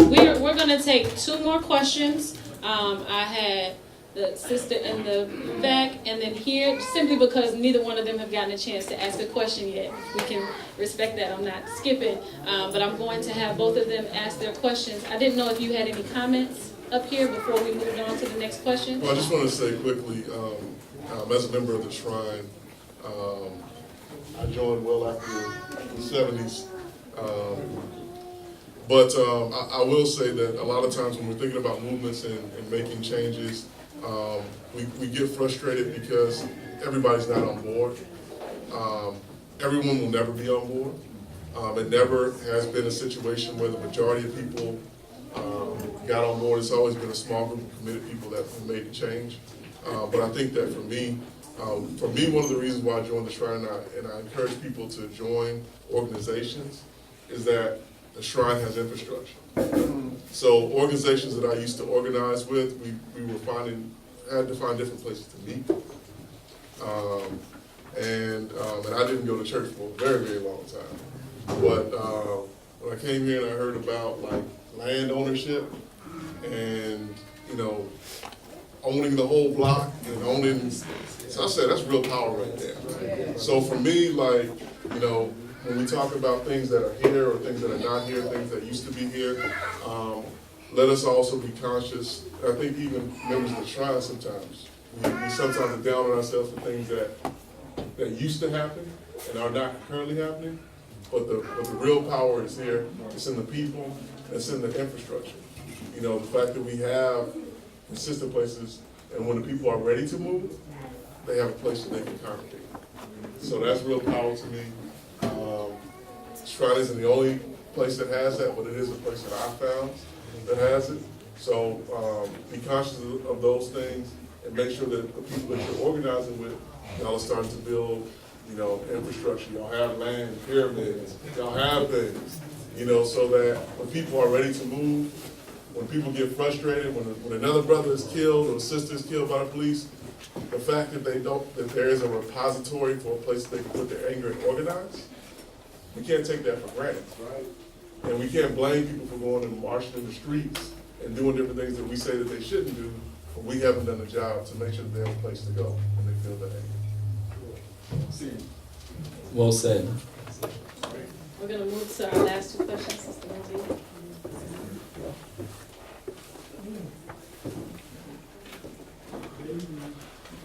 I have been researching leaving the United States for about 5 years and had anticipated making my exit in 16, but some family matters are keeping me here through June at least. So June is when I plan to make my departure. I've looked at a few places, but am certainly partial to Africa. And of all the things I've learned, what seems to be resounding from country to country is security. Can you speak to that, please? Thank you. Yeah, that's I can go ahead. I can give a quick answer to that. As far as myself, I've been traveling the African continent for 12 years, and it's been little to no issues as far as safety and moving around. And people that I know that live there, they don't report and tell me that they have issues with security. You do have basic things where some of the same things that happen here, where you have an unsecure home and people break in and take things. But as far as our safety and moving around and things like that, it's a complete safe environment. And then the more we connect with our own people there, they can teach us the ropes of how to understand the system of culture, of how to keep out of certain things. And just like those of us that are here, there's certain parts of town that we don't go and do certain things. Yeah. So just always want to make sure that you have a good host and you're safe. Yes, and I think it is different for men and for women, things to consider. So yeah, definitely, as Brother said, make sure that you are going with someone who has your safety as a concern, or you're involved in a community. There's definitely places that you can go where you're not gonna have to worry about any issues. So I would start in an area that is the highest. So I just got back from South Africa yesterday. If you're in Johannesburg, you might as well be in Chicago. Right.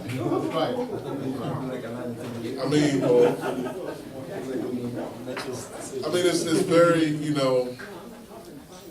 well, I should have said Chicago. It was like a New York for me. It was like New York. Yeah, it was like New York and Joburg for me. And it was like at night they said, don't stop at any other lights, just drive through. Well, that's changed but I mean, it's still very much so developed. I can speak from the perspective of a female without a compliment. I have to check my ambitions at times, and I had one moment that has let me know I need to start traveling with a group. It did not cause me any physical harm, but it let me know why so many people were actually concerned about me traveling by myself. I've been going since 2007, making trips alone. And always getting taken in. I've never had any issues just trusting my intuition, but sometimes your intuition can lead you astray, or there just can be other factors. And I can say, I think making sure that you have those connections on the ground with somebody, at least one person that either knows that you're coming or has given you a reference point to know somebody else that can receive you, has always been something that I did not have, but that I have developed. So if I am to return, I've already built that relationship. But for Ghana, I was never led to Ghana, but through finding very cheap flights, actually ended up going this time and going with a group. I will say that there is such a heavy presence there and a network of those who have repatriated that will welcome you and receive you. You're not going to have to worry about security. Ghana is very easy. I got malaria. I'm still here standing, so it's not a thing. But as far as security goes, I do keep a blade on me, and I think that's not because I'm fearful. It's just I'm going by myself. Before I actually leave somebody in overseas, I've never had to have any issues. I think in the Congo, people walk around with money in their hands. Nobody's stealing from you. The community will kind of attack them if there's any issue with somebody doing something inappropriate. Can any of you speak to Tanzania, Kenya, Cote d'Ivoire, Morocco? None of them? Well, I've been to a few of those places, but I mean, I think the sister gave the best advice. Have a connection when you're there. Wherever you go, have a connection where you Because I mean, they'll be able to tell you, Yeah, don't here, go don't go over in there. the bluff. This is our bluff, area. Like, just don't stay there, but everywhere else you should be. And there's enough people in the room that have been to those places that can connect you with some place if you don't personally know. Yeah, we're in a good place now where we have this tons of information. Like for someone like myself, there's lots of videos of that subject, Ghana. So when you're looking for a certain specific place, you're gonna find those things. You just have to make those connections. But this is why I always recommend that people do group travel. The way we have group travel set up is everything is organized. You have security, you have people on the lookout, you have many things that's structured to make sure that you're safe, because it's a business operation where we can't have not even one incident or people will just condemn you. So, and then the good thing about when you travel with a group of people, a lot of times you're looking for people with similar mindset in your area, and you end up just finding it on a trip because you have, we're so scattered, and a lot of times it's one of those energies that really bring a lot of people together. So definitely recommend group travel and find small groups. They don't have to be as like what we have, but there's also this other groups and people who actually just promote travel. Definitely want to join those travel clubs or group on Facebook. This time, I learned my lesson. Oh, not just me, just in general. In general. Okay, this is our final question. Okay, I was just gonna say that there's some things going on right now, that's something really be happening tomorrow. But, there's supposed to be something major going on tomorrow that I can't speak on. Like a Klan rally? No. Economic. For the good. Yeah, but there are some things in the works, dealing with governance and economics, and particularly over here, but it's going to be it's actually going to be happening worldwide. And we're going to probably, in the next week or 2 or 3, see some major stuff, some major changes starting to happen. And the brother was saying, to speak with you. I can't talk about it right now, especially on camera. I won't talk to you after this. Turn the camera off. But, I ain't gonna go tell nobody. No, but you already seen it. Yeah. No, we're not putting this on YouTube. But anyway, but I think in the next few days, you're gonna be seeing some shift in the way things are moving over the last centuries. Well, from what I've known, the Indian devaluation of their money is a big major factor. They no longer are going to use $100 bill denominations, and they're giving the people a certain amount of time to turn their money in, to join banks and everything else like that. And if that's successful, the repercussions are said to possibly be headed this way. Well, one of the things is that most of the countries are, if they have, the ones that haven't already are going on gold standard. And that's coming. So that is what you're talking about. That's part of it. Yeah. That's part of it. So what's the secret? No, it's more to it than that. There's a lot more to it than that. I think that's one of the beautiful things about us coming together. I would love to. Secrets on each other. I think we'll get together. Not especially for something like that. We ain't got. No, that wasn't the major part though, but there's something else going to be happening. But that's just a piece, that's just a piece of it. That's what I'm saying. That's just a piece of it. So anybody that wants to talk to me, okay. And your name? My name is Karen. Sister Karen is available afterwards. I think that's some of the, we should all be getting to know each other, period. That's the reason why we're here. Whether we decide to repatriate, regardless of the country, whether we decide to stay and build a nation within a nation, or complement somebody else's work, or hold growers responsible for making sure that the food that you're ingesting by trusting them is organic, or whether that's holding the restaurants responsible that are actually serving you the food, or whether that's making sure that you're intentional in supporting other businesses through Let's Buy Black 365, if you need to look across the globe, regardless of where you're traveling, that you're investing in it. I'd like to give you all a few moments to close out, and then I have a few announcements to make, and then we are going to take a little break and have somebody else come up here. Right? So I'm going to let you all close out. I have some comments, and then we'll move to the next section. You want to start from here?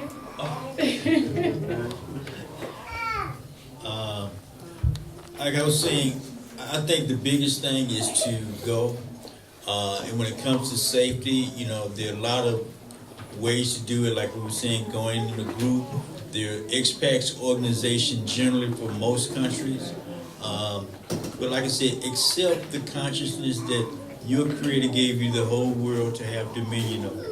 You were designed to manifest and create and to bless every place and all over the world. When we talk about taking systems from America to other countries, we talking about taking it to another country with a modified definition.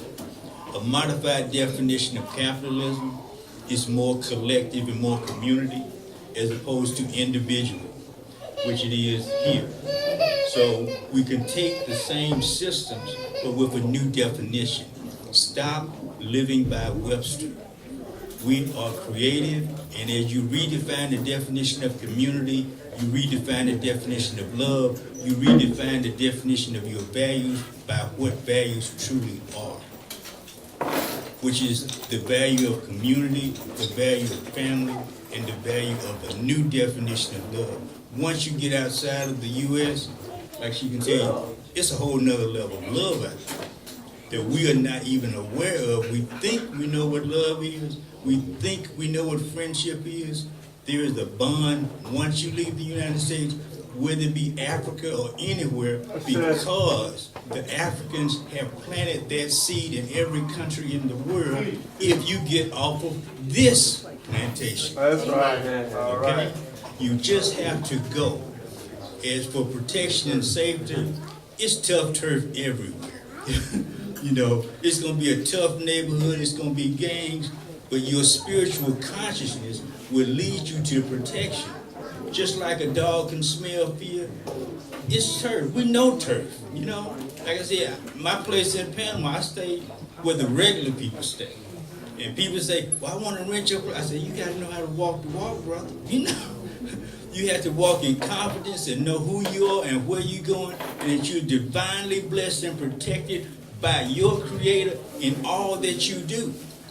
You walk with that confidence, they won't sniff nothing but your power. So go visit, go to many countries, have a wonderful adventure, because this is not a forever journey. Stop waiting. There is no retirement in life. There's only moving to a level where you know that you are going to do what you want to do. People working to try to get to 65 or 70 to retire. This is not a forever journey. You ain't guaranteed tomorrow. If you want to bless somebody, you bless your children, your grandchildren, and you explore and open the world up to them. The little baby here, put some headphones on and have Spanish. Have another language going in your mind. You know, there's many ways to do it right here.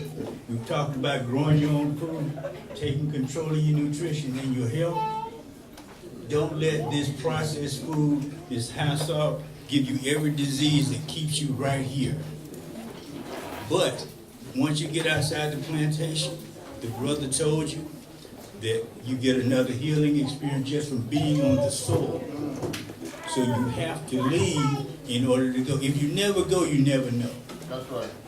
And when if you don't have your passport and things in line, when it's time to go, you ain't gonna be prepared. Because there will come a time when you're gonna want to go, and if you ain't been nowhere, if you are not truly prepared, you may not be able to get off. So I said, prepare yourself, be open and receptive, and enjoy your adventure. Thank you.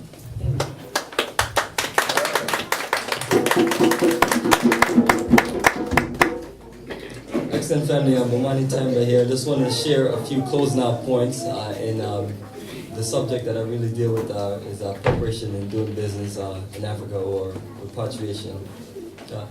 A conscious ideology must be incorporated in the process of doing business. We have to just be clear on what we're looking to make these moves for and how we're looking to build on from the future.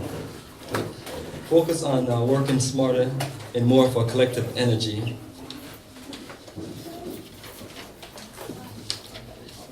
Some of the advantages that we have in doing business in Ghana or other African countries is rich cultural environment, unlimited amount of business opportunities in science, engineering, agriculture, and technology. A lot of the fields where there's opportunities, those are a lot of the skills base that a lot of us went to university, military, hands-on training, technical schools, and so on. That, you know, so basically have the skills already. Right? Abundant of variety of natural resources, low cost of living, and starting up a business. Great opportunities in building a cooperative business enterprise when you use all those methods and really just put it together as a community operation. And what I want to share is a quote from Kwame Nkrumah on the needs of Africa. And Kwame Nkrumah is one of the great African presidents that really felt that had really clarity on the direction that the African continent should move in. Yes, he did. And unfortunate, those presidents like that are not groomed anymore. Yeah. But he goes on to say, among immediate needs are the manufacturing in Africa of agriculture, machinery of all kinds, speed up in modernization of agriculture. We need supplies of electrical equipment for use in growing electric power production, essential for industrial growth, mining and industrial machinery. Must be produced in Africa to lower the cost of development or mineral resources. Construction, machinery and supplies, chemicals, fertilizer, plastics are all urgently required. And Africa must produce for our own requirements. So he's not only talking about all of the things that we know that we need, because this is like over almost 60 years ago he talked about these things.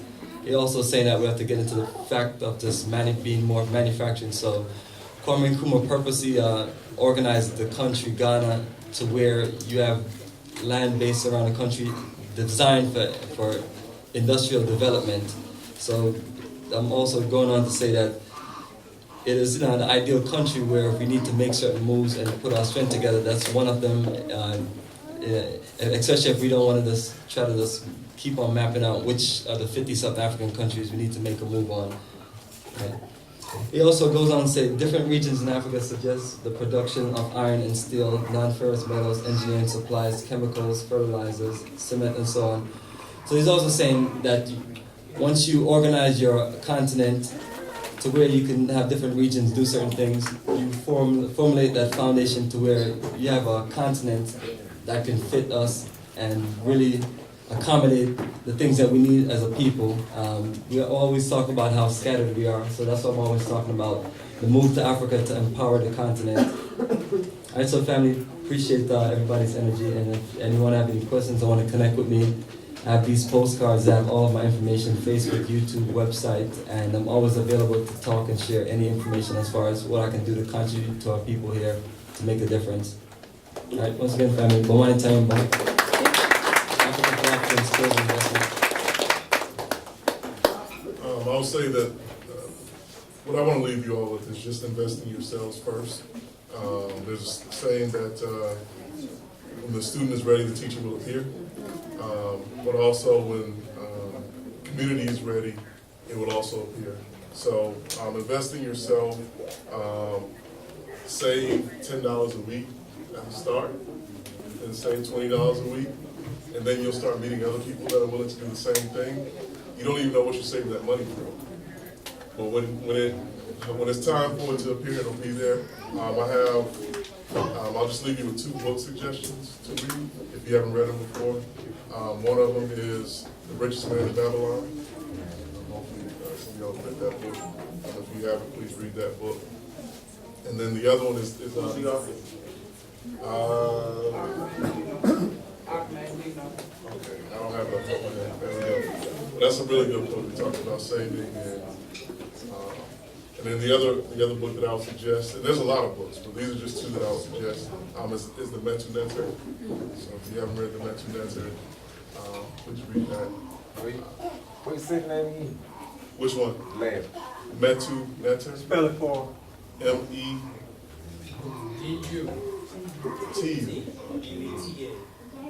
MT. One of y'all. I'll give it to you. Did you give it to him? No, go ahead. Spell it. What's right? MEDUNTR. TER. METER. Okay. Typically, Yeah, well, that's where the book yeah, is. that's, you can Google it. Well, I want to give thanks for you all sharing your wisdom and spending the time here. Let's give them a round of applause. We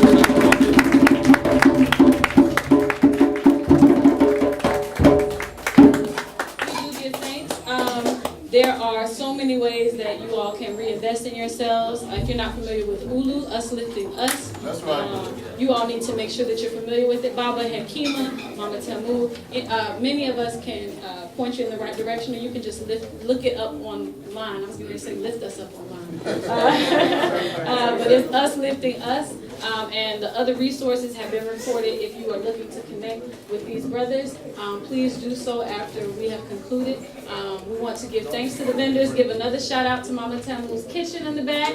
Everybody give thanks. The bread is free. If you want some bread, whatever bread is left, the bread on the table is free. The assembly team is always in need of volunteers. And I want to make sure that there's another shout out to the silent auction table. If you haven't gone by, go by, please. And get you some ACC USD paraphernalia. All right? Okay, so we give thanks. You all can come off if you need to take a bathroom break, whatever it is, and mix and mingle. But at this time, we're going to bring up Mama Taida for a voice and recommendations. I'm going to take a break.